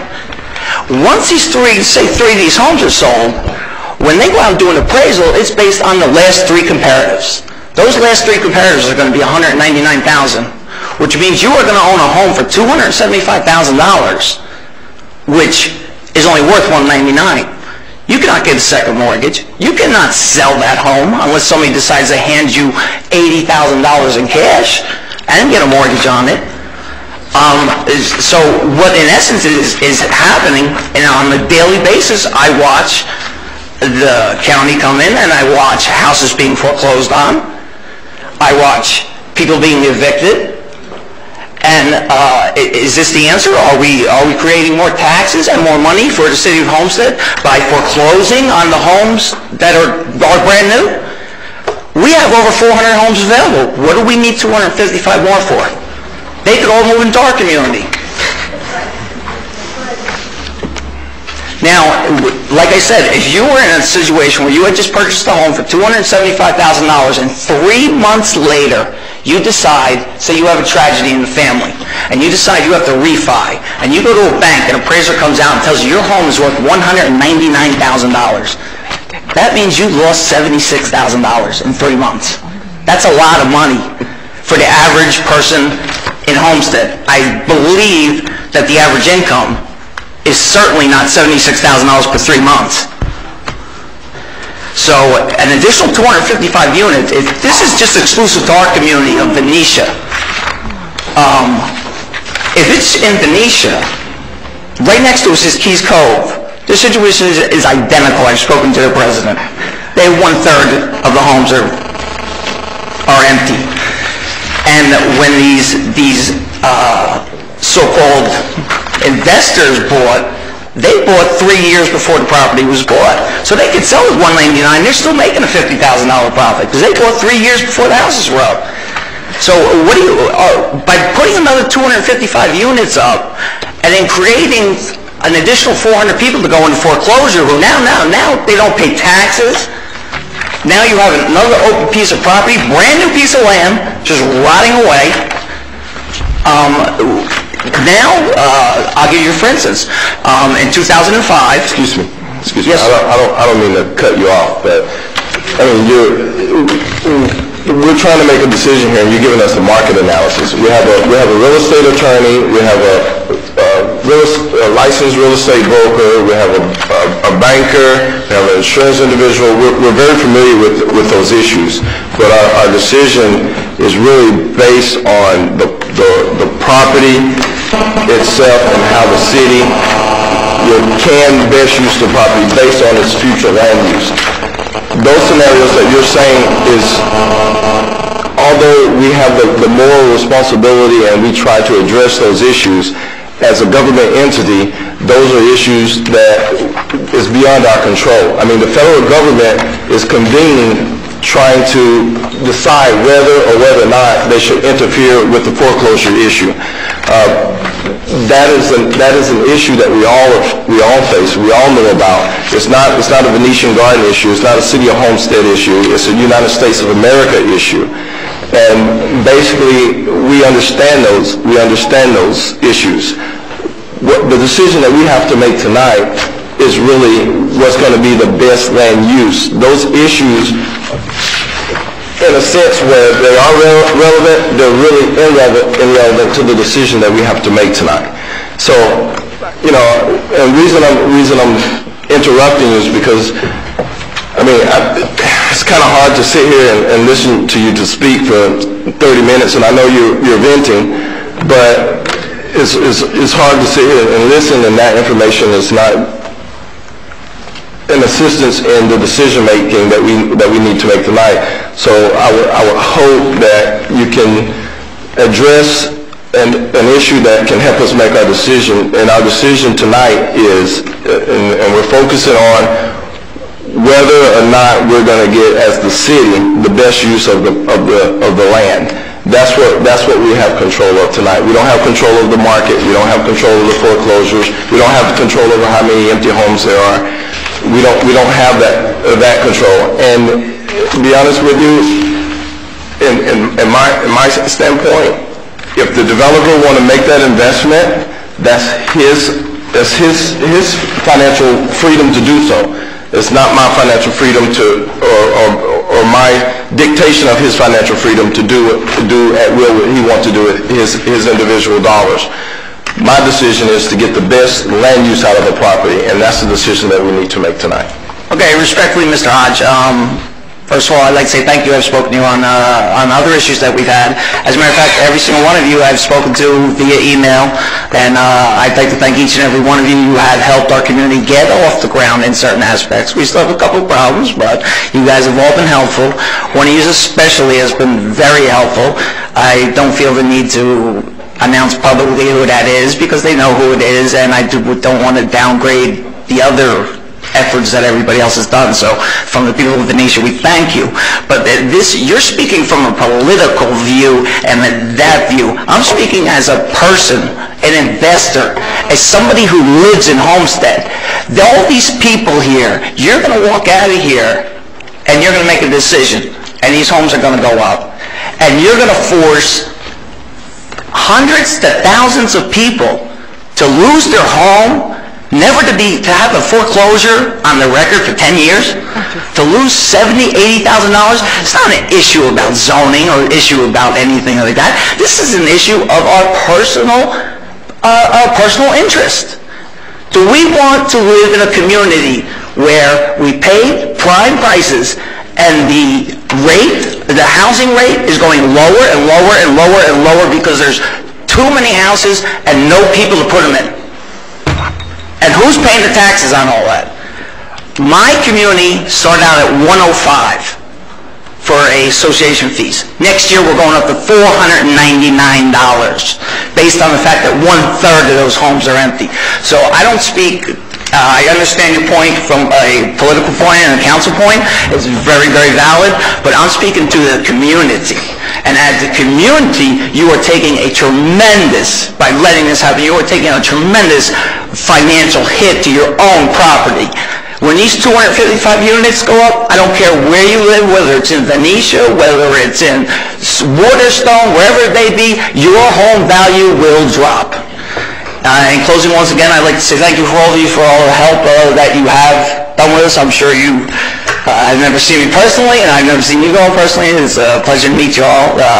You all have been a tremendous help, and without you, Venetia would be in a lot worse shape. So I really have to say thank you to all of you for the help you've done. But I really feel strongly about this, not because of that, because I've seen a woman with 5 kids standing on the curb watching them pull and blocking off and changing locks on her door because she owes $275,000 on a house that's worth $199, and she can't make the mortgage payment, and she can't refi.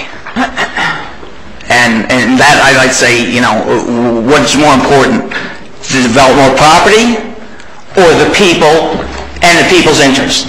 If the people have more money and the people are paying more taxes, the people are putting more money into the economy. If we put up empty houses, somebody's paying taxes on that, somebody's paying association on that, and you're draining the economy. Thank you. That's all. Thank you for your time. Thank you.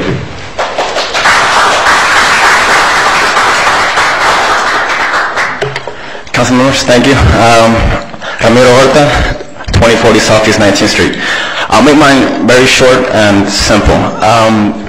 Before you make this decision that's brought upon me tonight, I want you to think about 2 construction sites that are having issues. I want you to think about the several pods in the Oasis, and I want you to think of the Keys Cove 2 project that's apparently they stopped construction because they're having a hard time selling those houses.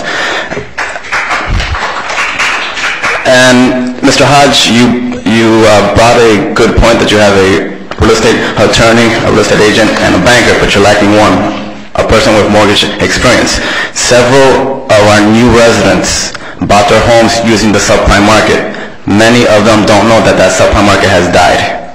So I'm here to tell you, please think about those before you make your decision. Thank you.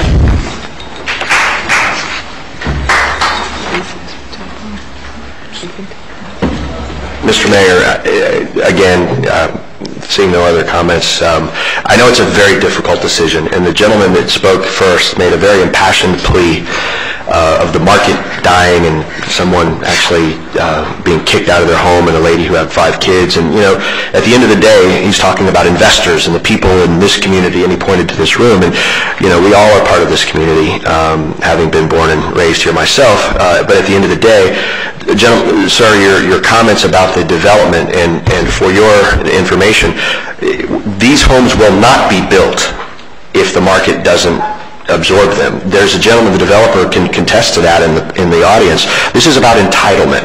We began a process 3 years ago to develop a comp plan, to work with staff and the rules and the regulations and the laws and ordinances that this council has put in place.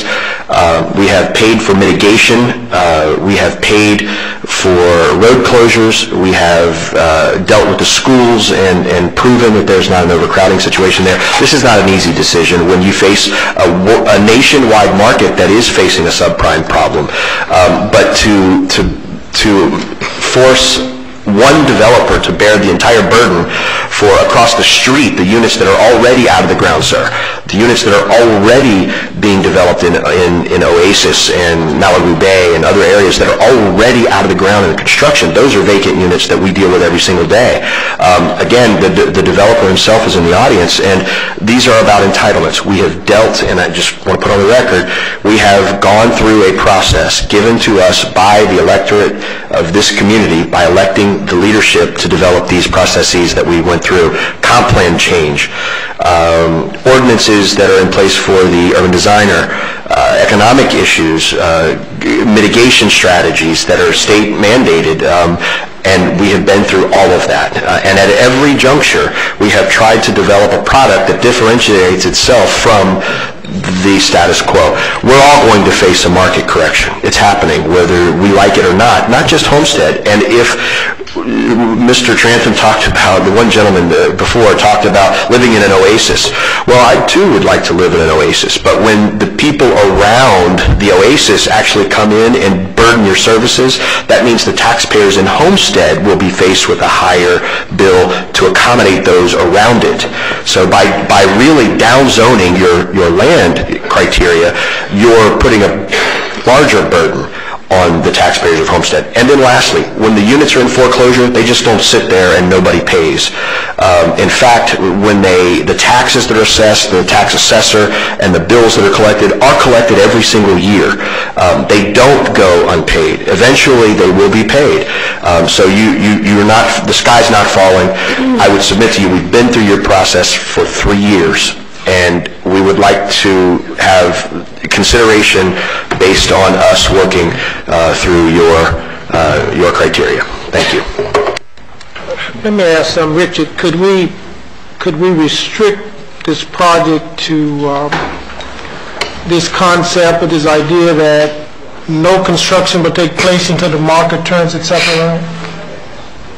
From some external confirmation that the market is back on track? That's what I was asking earlier. That's what you're saying? Yeah, it's really basically a moratorium on pulling building permits. No, you can't do it. I have a question. If it's, how can you do it? You can't do it. How can you? You cannot do it. I just asked. And the truth is, I don't like to give you a no, but if the council's seriously considering it, I'm happy to go back and try to figure out a way to do it if you want me to do it, but I think the answer is probably going to be no, because I don't like to. I think Mr. Sharvey just mentioned that the developer is not going to move forward until the market is back on track. But we have an understanding if that is the case, then could we not through some, I don't know what agency the government could confirm it, but if that's an approach, we need to take a look at it. I'm wondering whether there's some kind of covenant that they could voluntarily, file something. That's what I'm saying. I don't like to give you a no to a creative idea quickly, but I really need to think about it. I don't have a quick answer to it. Can I ask a question, Mayor? Yes, I'm sorry, Ed. I didn't see you up there. You're next, Ed. I fully understand the vacancies that we have in the city because I deal with it every single day, and probably more than most of you being in real estate. However, this isn't just here in Homestead. This is nationwide. You know, anybody that reads the Wall Street Journal or listens to national news, you'll hear that it is nationwide. My question, and we've heard a lot of passionate pleas tonight, and I sympathize so much, you have no idea. But my question is the simple question. I don't want this city to be sued. Now, 3 years ago, when they started this process, we had a different market. I had people standing in line 3 years ago, buying houses. We had a different market 3 years ago, but the process unfortunately started 3 years ago. Am I correct in saying that? And in 3 years ago, they've complied with every single thing that the planning and zoning, the developmental services, our attorneys, etc., have asked for. Have they not? So my question is, can we be sued if we turn this down tonight? I don't know what the developer is going to do, but if this project were denied, if you denied this project, I fully suspect it's more than likely that we would be defending a lawsuit for you. Which could be many thousands and thousands of dollars to you as taxpayers. So I could only hope that because the future land use only allows us to vote on either mobile homes, townhouses, multiple, cluster homes. I can read it for you. Would you like me to do it exactly? I think I got the 4. Okay. And the city tells me townhouses are the right thing to do. I very likely suspect that the developer will be back to us, just as Ms. Batiste was back to us earlier this evening asking for an extension if the market doesn't turn around. Am I correct in saying that? Once again, it's all... Did you hear a word I said? Yeah, I did, absolutely. I sleep those words. At the end of the day, the market is ultimately going to dictate what comes about based on your zoning, your comp plan, and what is legally permissible and highest and best use of that property. The developer is, just speaking with him, we're not going to go out there and speculatively build 251 houses. It's not going to happen. The banks won't let it happen. The developer's not going to do it. So your question is, are we going to be back here in a year? I think is what we have in the time frame for the site plan or tentative plat to be is 1 year. 12 months, 12 months. One extension of 6 months. Yeah, and then we only have 6 months to extend beyond that. So, Mr. Warren, your comment about the marketplace, I mean, you have already in place a time frame for which we should or will not develop. And if the market doesn't dictate it, I can assure you that they're not coming out of the ground with 255 spec houses. And I'd like to take this one step further.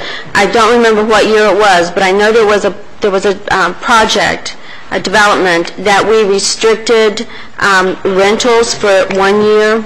Am I correct in that? Do you remember, Richard? I think we restricted being able to rent the house. It was voluntarily proffered by a group of developers because I think there was an issue with investor housing, and I think Lennar was one of the first to begin doing that, where they would restrict investor purchases for a year or so. That was after the glut of investors 2 years, maybe 3 years ago, began. Right. And I would sincerely hope that we might consider that, and that might be something that the developer may proffer, because I know that has made a difference. We will look at, and the developer has quickly agreed, that we will look at the language in the contracts that were provided before by those, I think, in the Oasis area. I don't remember which development it was. And we will incorporate that into our contracts. It was a 1 year restriction for renters. Investors. Investors, yes. Thank you. Ed? Ed Powell, 2274 Southeast 27th Drive, Homestead. I'm going to put on my planning and zoning hat. The planning and zoning heard this request a month or 2 ago, and I believe we passed it probably 6 or 7 to 0. Over the last 2 years, 2.5 years, this council, mayor, planning and zoning, we've looked at ordinances and so many aspects of the housing, in particular townhouses. I can remember 2 years ago looking at a project that had a 20-foot wide road and the yard and little else. No storage space, small garages, no balconies, etc. We set out, this council and the staff and planning and zoning, to change ordinances. When we say townhouse, we now say a project that instead of a 20-foot road and lawn, we have 22 feet, we have a 5-foot swale, 5-foot sidewalks, then the property. We went from 20 feet, was all we could get, because we had no width zoning, to from 20 to 44 feet. First example. Second example, no storage in townhouses. Every project I looked at that's a townhouse now, in by ordinance, requires 40 square feet of storage space, in addition to the garage. And we fought long and hard. They wanted 9-foot wide garages by 12 or 13 feet. We have an ordinance that says 12 by 20-foot garage, 40 square feet of storage, either detached. We also say if it's 2 stories, 150 square feet of balconies. So when we say townhouses, many people have no concept of what we've done to facilitate that product. And I'm very proud, and when I look at those, I look at them with a microscope, and that all those aspects are in there before we make that decision. So I think from that aspect, we have done a very good job of restraining trying to compact it to make it a nice product, make it a nice functional design, and it's part of our comp plan. Thank you very much. Thank you, Ed. Any other public comments? If not, I will close the public comments. One question. Mr. Porter. If this gets denied and no changes to the code, in the next, it takes how long to change a code? 6 months, 9 months? Well, to make a simple code change, we're looking at a month and a half to 2 months for the comp plan's a different story. The comp plan allows up to 10, so we would have to do a comp plan change as well. That takes significantly longer. That's a couple of months process to change. So this gets denied, hypothetically, and 6 months from now, what's allowed to go back in? Same thing? Without comprehensive plan change, without code change? Well, the comp plan allows up to 10. If you all give direction that you want something up to 10 but not 10, then we can put that in code and we would be consistent with the comp plan. But we would need for you all to give us that direction. If you don't give us that direction, you potentially will be in the same scenario that you're in tonight with another project, town-owned project that would come up, thinking or wanting to do 10, and then being in the middle of a public hearing like we are now, trying to decide whether or not that's where you want to go. I think to be very clear, it's our strong recommendation that this not be overall denied. You need to grant them a zoning classification consistent with the comp plan.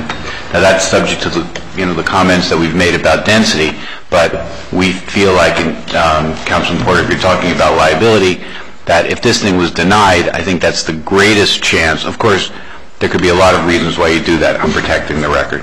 But if you deny, if you deny it altogether, we think that the law requires you to give a zoning classification consistent with the comp plan. You must do that. Now, within that zoning classification, you have some discretion, as we've discussed, but I would not. I don't believe you're using the word denial, Councilman Porter. I don't believe that would be the best course of action for the council. Call the question, Mayor. Call the question. Let's call the question. Roll call, Madam Clerk. Motion was approved. Motion was approved. Yes. For discussion. For discussion for Hodge and Porter. But it was put on the table for approval with discussion. It's on the table. Okay. Councilman Porter? Yes. Councilwoman Waldman? Yes. Councilwoman Bell? No. Councilwoman Garner? No. Councilman Hodge? Yes. Vice Mayor Losner? No. Mayor Warren? Yes. Motion carries.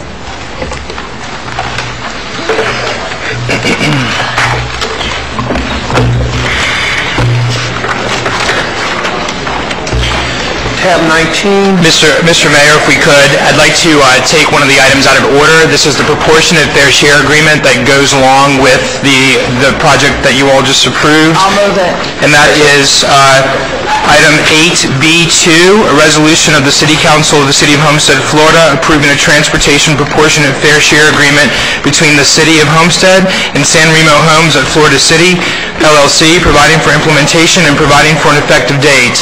You all have a revised tab 23 that has some slight modifications to it, just some slight corrections in regards to the number of units and the parcel size, and that is provided for you. Sheila handed that out. Yes, yeah, it was. It was moved and seconded for approval. We need to read the title. I did. Oh, you did? Sorry. Mr. Vice Mayor, just for the record, I'm sure there are protective measures in this. There's a second reading of this ordinance that is the partner or companion to this resolution before you. If that second reading is not fruitful, the mitigation is not... Correct. Okay, I just want to put that on the record. Thank you. Any further comments or questions from council? Madam Clerk? Councilwoman Waldman? Yes. Councilwoman Bell? Yes. Councilwoman Garner? Yes. Councilman Hodge? Yes. Vice Mayor Losner? Yes. Motion carries. Moving on with your quasi-agenda, this is tab number 19. This is the first reading of an ordinance of the City of Homestead, Florida, granting the request of Christ Fellowship for a rezoning from G General Use District to B1 Restricted Retail Commercial District for property located on Southwest 328th Street, east of Southwest 172nd Avenue, and northwest of the Homestead extension of the Florida Turnpike, as legally described in Exhibit A and providing for an effective date. This is tab 19. It's been moved and seconded for approval. Are there any initial questions or comments from council? The applicant represented. Thank you, members of the council and staff. Ricky Morero, 200 South Kane Boulevard, here on behalf of Christ Fellowship. Did y'all hear me the first time? With me today is Dr. Eric Geiger, pastor for the church, and several representatives here. Happy to answer any questions or to give you some information on the church and the project. If you don't have any questions, we would just request that you follow with staff and planning and zoning recommendation and approve the item. And this is simply before us as a rezoning from ag to B1. Any questions, comments from council? This is all about the title. What's that? Let me qualify for title. This is a public hearing. If there are any questions or comments from members of the public, they will close the public hearing and ask the clerk for the roll call vote. Okay.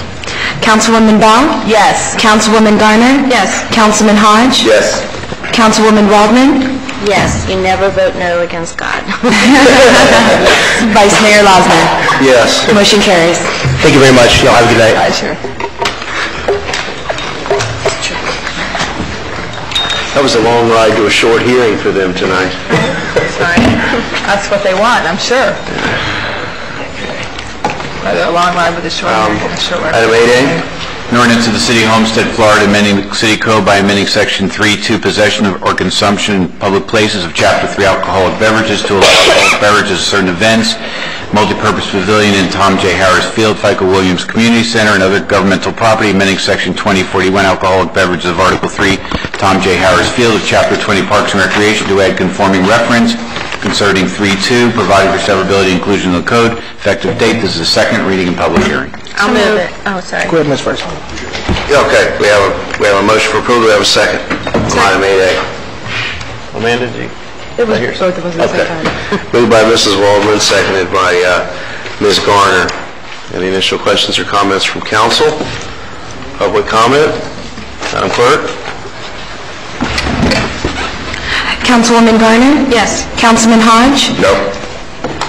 Councilman Porter? Michael Williams? Yes. Yes. Councilwoman Waldman? Yes. Councilwoman Bell? Yes. Mayor Warren? Yes. Vice Mayor Losner? Yes. Motion carries. Next item is an ordinance of the City of Homestead, Florida, amending the City Code of Ordinance by amending Chapter 30 zoning, supplemental district regulations, Division 9, commercial development standards, 30-543 signs, revise the language regulations of the commercial overlay area in order to provide for additional flat signs for property located adjacent to the busway corridor, providing for inclusion in the code, conflicts, and an effective date. So moved, Mayor. Go ahead, Ms. Vice Mayor. Moved by Councilwoman Bell, seconded by Councilman Hodge for approval. Initial questions or comments from council. Members of the public. All right. Madam Clerk. Councilman Hodge? Yes. Councilman Porter? Yes. Councilwoman Bell? Yes. Councilwoman Garner? Yes. Mayor Warren? Yes. Vice Mayor Losner? Yes. Motion carries. Next item is a resolution of the City of Homestead, Florida, adopting the evaluation and appraisal report year of the comprehensive plan contained in Exhibit A and authorizing transmittal of the report to the Department of Community Affairs pursuant to the provisions of the Local Government Comprehensive Planning and Development Act and providing for an effective date. Move it. Second. Been properly moved in second. Any questions?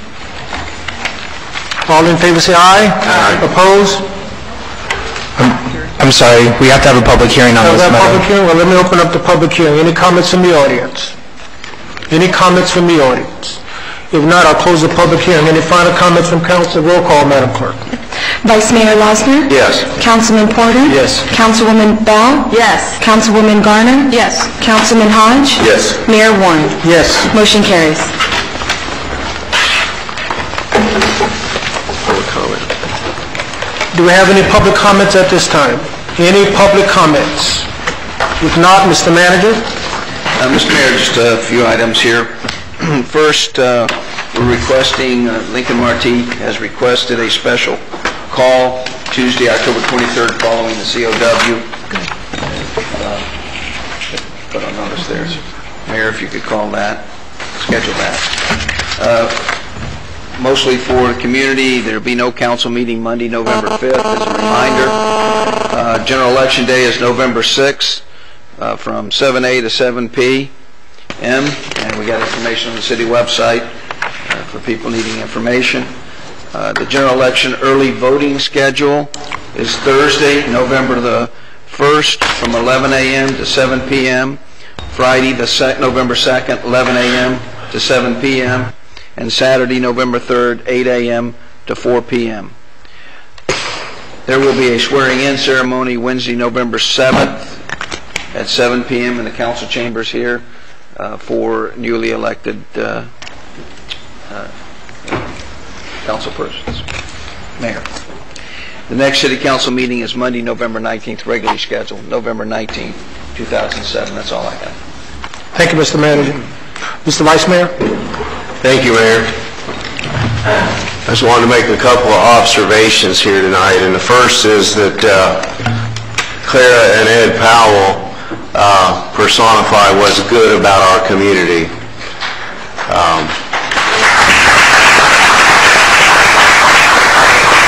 They're not native to Homestead, but they have adopted Homestead as their own, and it's that true spirit of volunteerism that really makes this, as I've alluded to it recently, not the diamond in the rough, but the undiscovered diamond, and your efforts in so many different arenas help polish that diamond every day. And without people like you in the community, it would be very difficult for us to sit up here and do what it is that we do.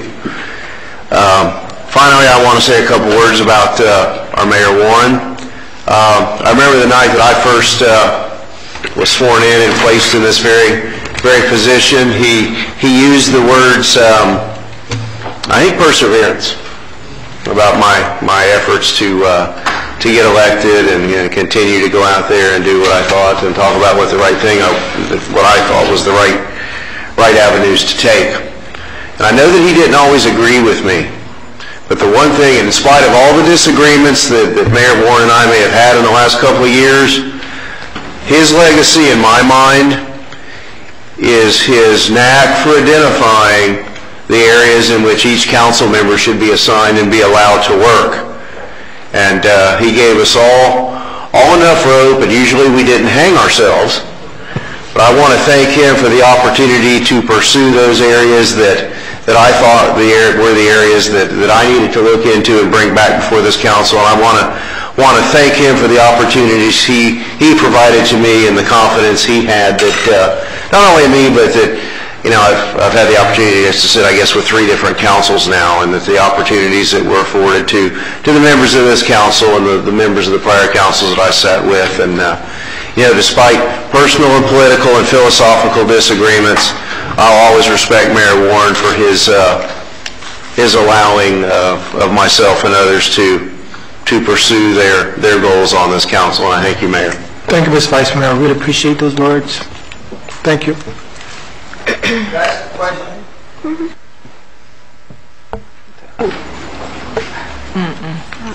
You close public comment.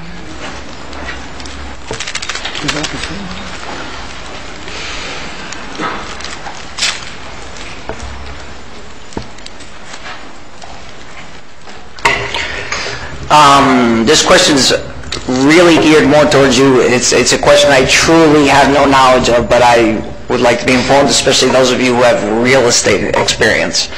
In all probability, this is a question that I have no idea what the outcome would be, and I was wondering if you folks have any idea of what would happen in this sort of situation.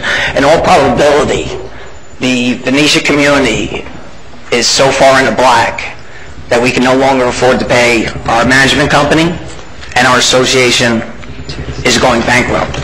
In the event that happens, what happens to the properties and the property owners?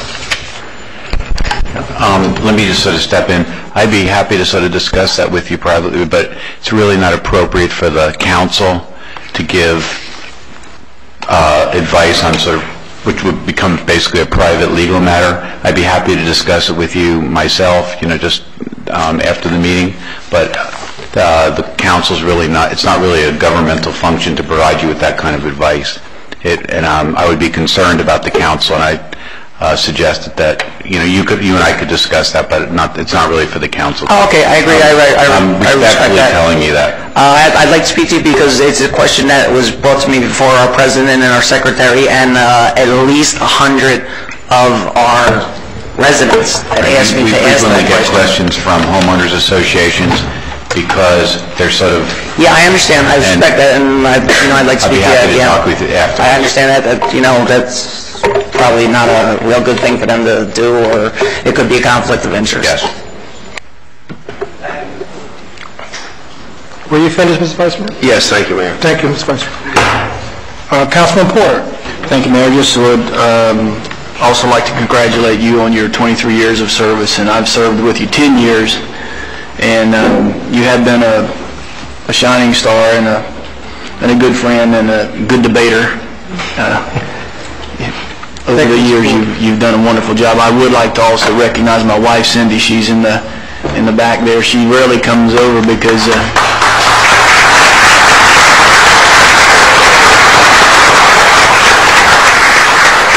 sometimes in the spirited debate, things become a little personal, and my wife doesn't like things when they're personal at me. So you can talk about me, but she doesn't want you talking about me. But I've enjoyed the service with the council members and with staff, and it's been a wonderful learning experience for me. I definitely take away more than I gave in. I tell people that you never really realize the extent of the problems and the extent of what you have to learn. The minute your seat hits the chair, it is an unbelievable amount of pressure put upon you. Because I remember my first election, I think 2 days after the swearing in, we were doing an $11 million water and sewer treatment facility, and I didn't even know what water and sewer was. So I congratulate everyone that will win in the election, and of course we'll do the sine die. But it's been a wonderful experience, Elvis. I look forward to seeing you in the future, and my supporters back there, David, Billy, Angie, all you guys, Mike, Taylor, you guys have been great friends. And I see Tina back there. I don't like to talk things nice about Tina. That's so Kristen, yeah. Anyway, it's been great. I've loved every minute of it. I've hated some of it, but it has been a wonderful experience. And there's something else I was going to say. Anyway, thank you, Mayor. Appreciate everything. Thank you, Mr. Porter.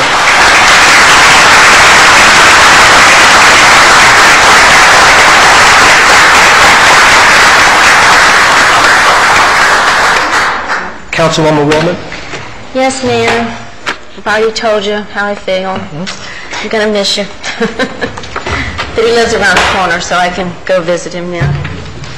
I want to thank the City of Homestead, especially Human Resources, for helping me with Breast Cancer Awareness Month. They did something this year that just I was so happy about.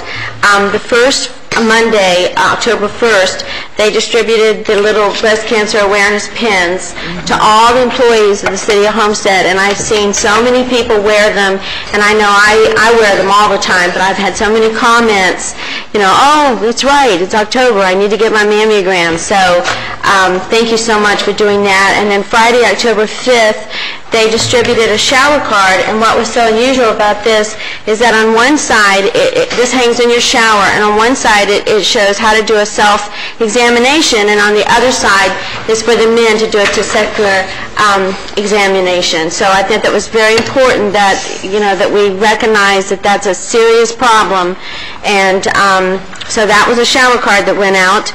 On October 12th, they distributed the, as I'm using tonight, pink ballpoint pens to all the, you too, Linda, to all 400 city employees. And should I tell them what they're going to get, Marcy? Okay. October 19th, they're going to, everybody's going to get the bracelets. Now, I know that there'll be a lot of men that'll just have a real big problem wearing this bracelet. Who came up with pink? I'm one of them. I didn't invent it. I swear I had nothing to do with it, but it's a pink bracelet. Gentlemen, men wear pink. Just look at Mike Shahada, how handsome he looks tonight. And only Mike and Donald Trump can get away with that. He looks absolutely handsome. And I expect to see a bracelet on your wrist on October 19th. Thank you, Judy. And October 26th, we're going to distribute keychains. And I have a picture somewhere.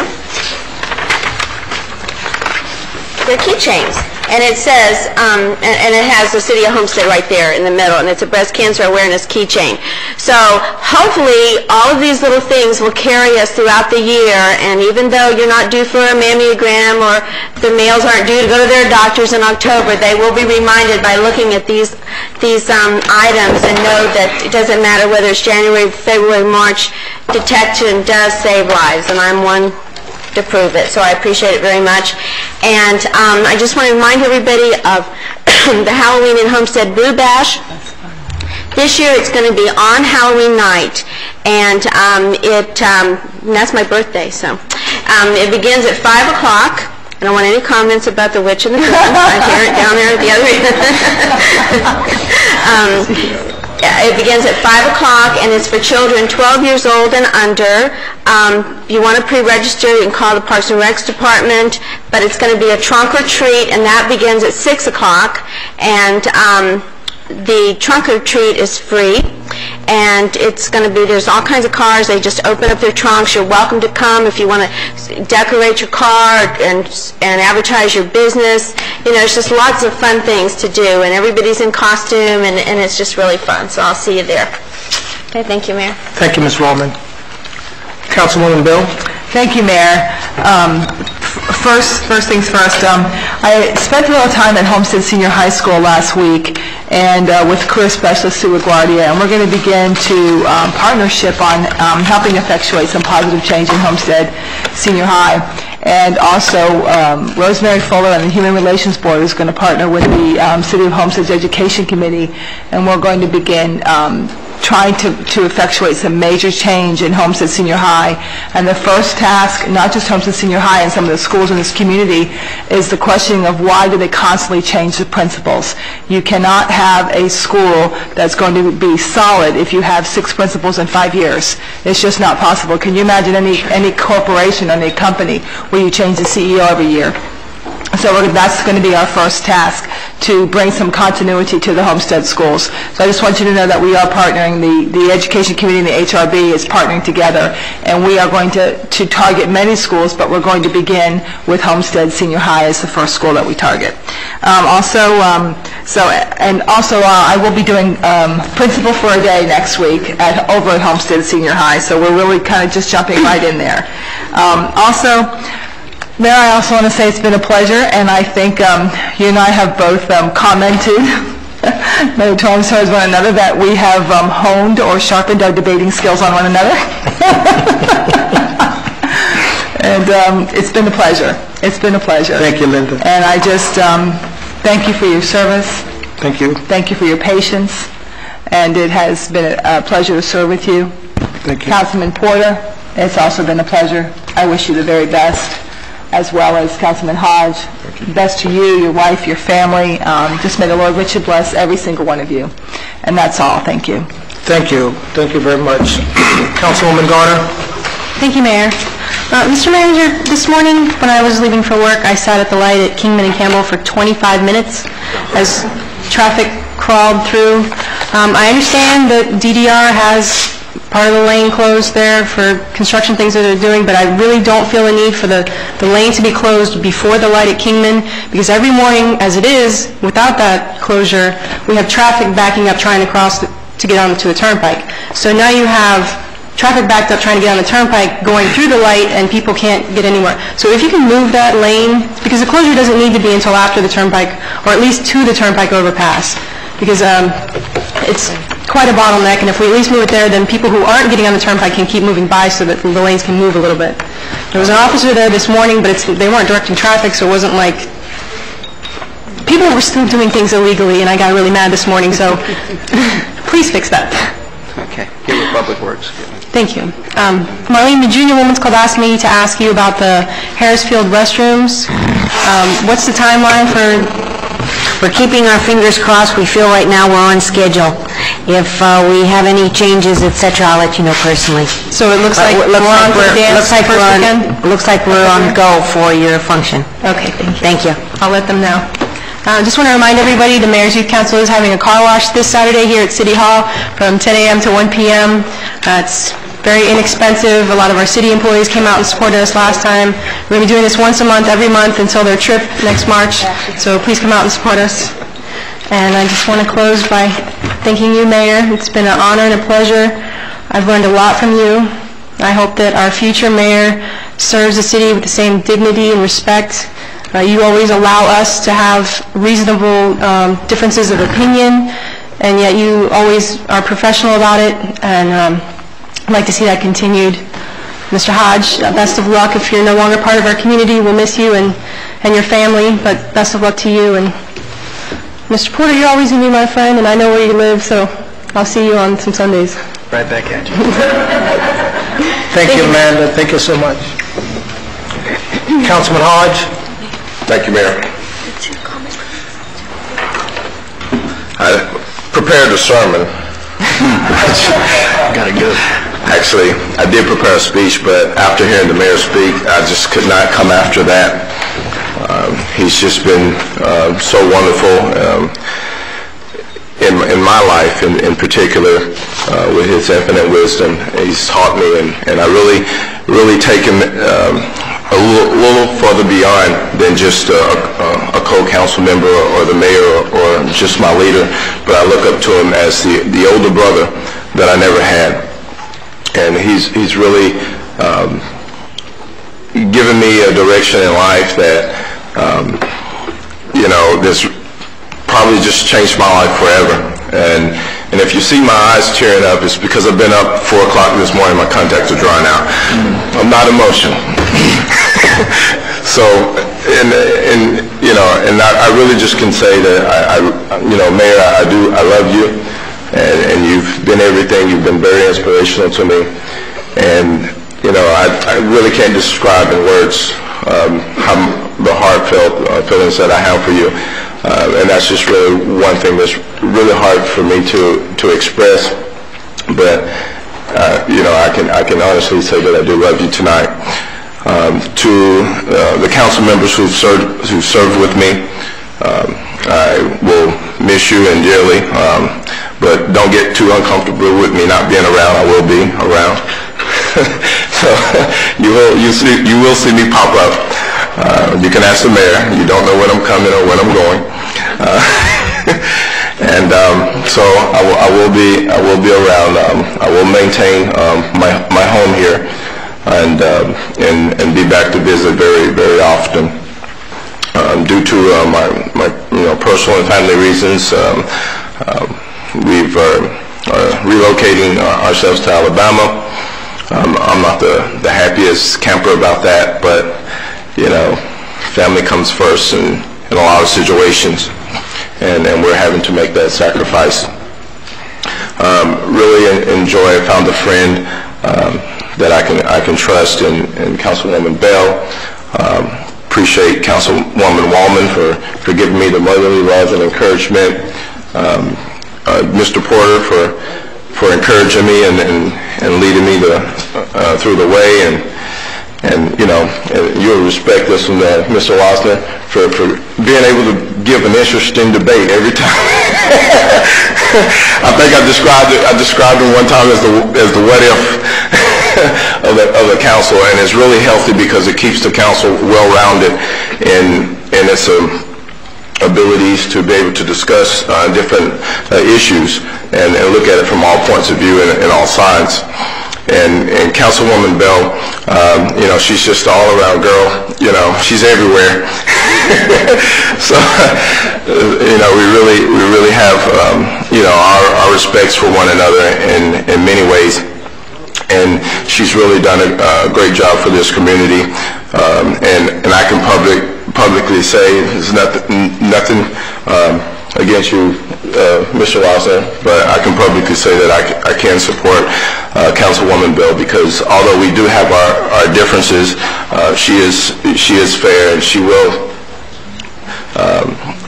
listen to the community and outweigh the fairness in life, and I really respect her for that. I also just wanted to thank all the citizens and the city staff who've given me their faith and their trust, allowing me to sit in this seat. It's not by arrogance that I sit here. It's because you believed in me and you had the faith to touch my name, to allow me to sit here.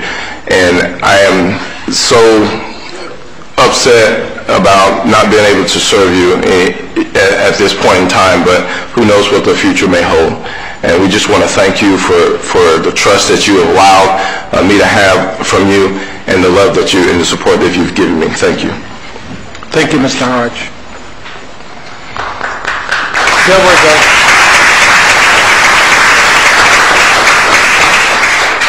There was a planning and zoning board appointment, and I've decided to leave that for the next mayor to make. But let me say one last thing to all of you. On November the 6th, Councilwoman Bell, the vice mayor, will be the next mayor of the city. And I would like to just say to both of them that whichever one the community choose, I'm sure either one will do an outstanding job.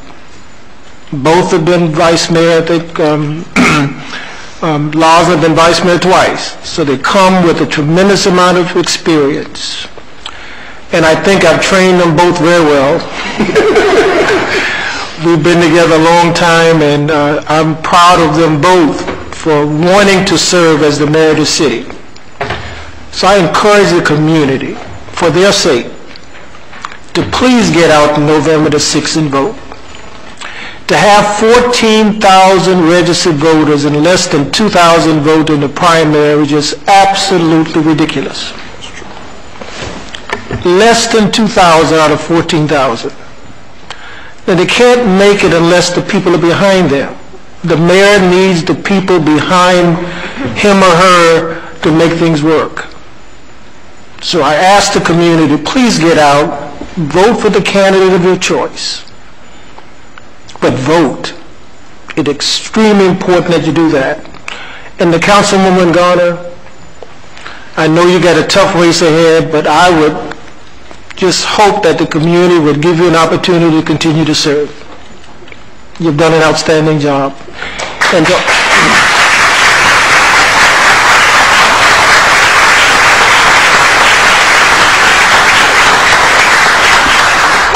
And I've said enough. I want to thank all of you for coming out tonight. God bless you. God keep you. That's my prayer. Thank you all.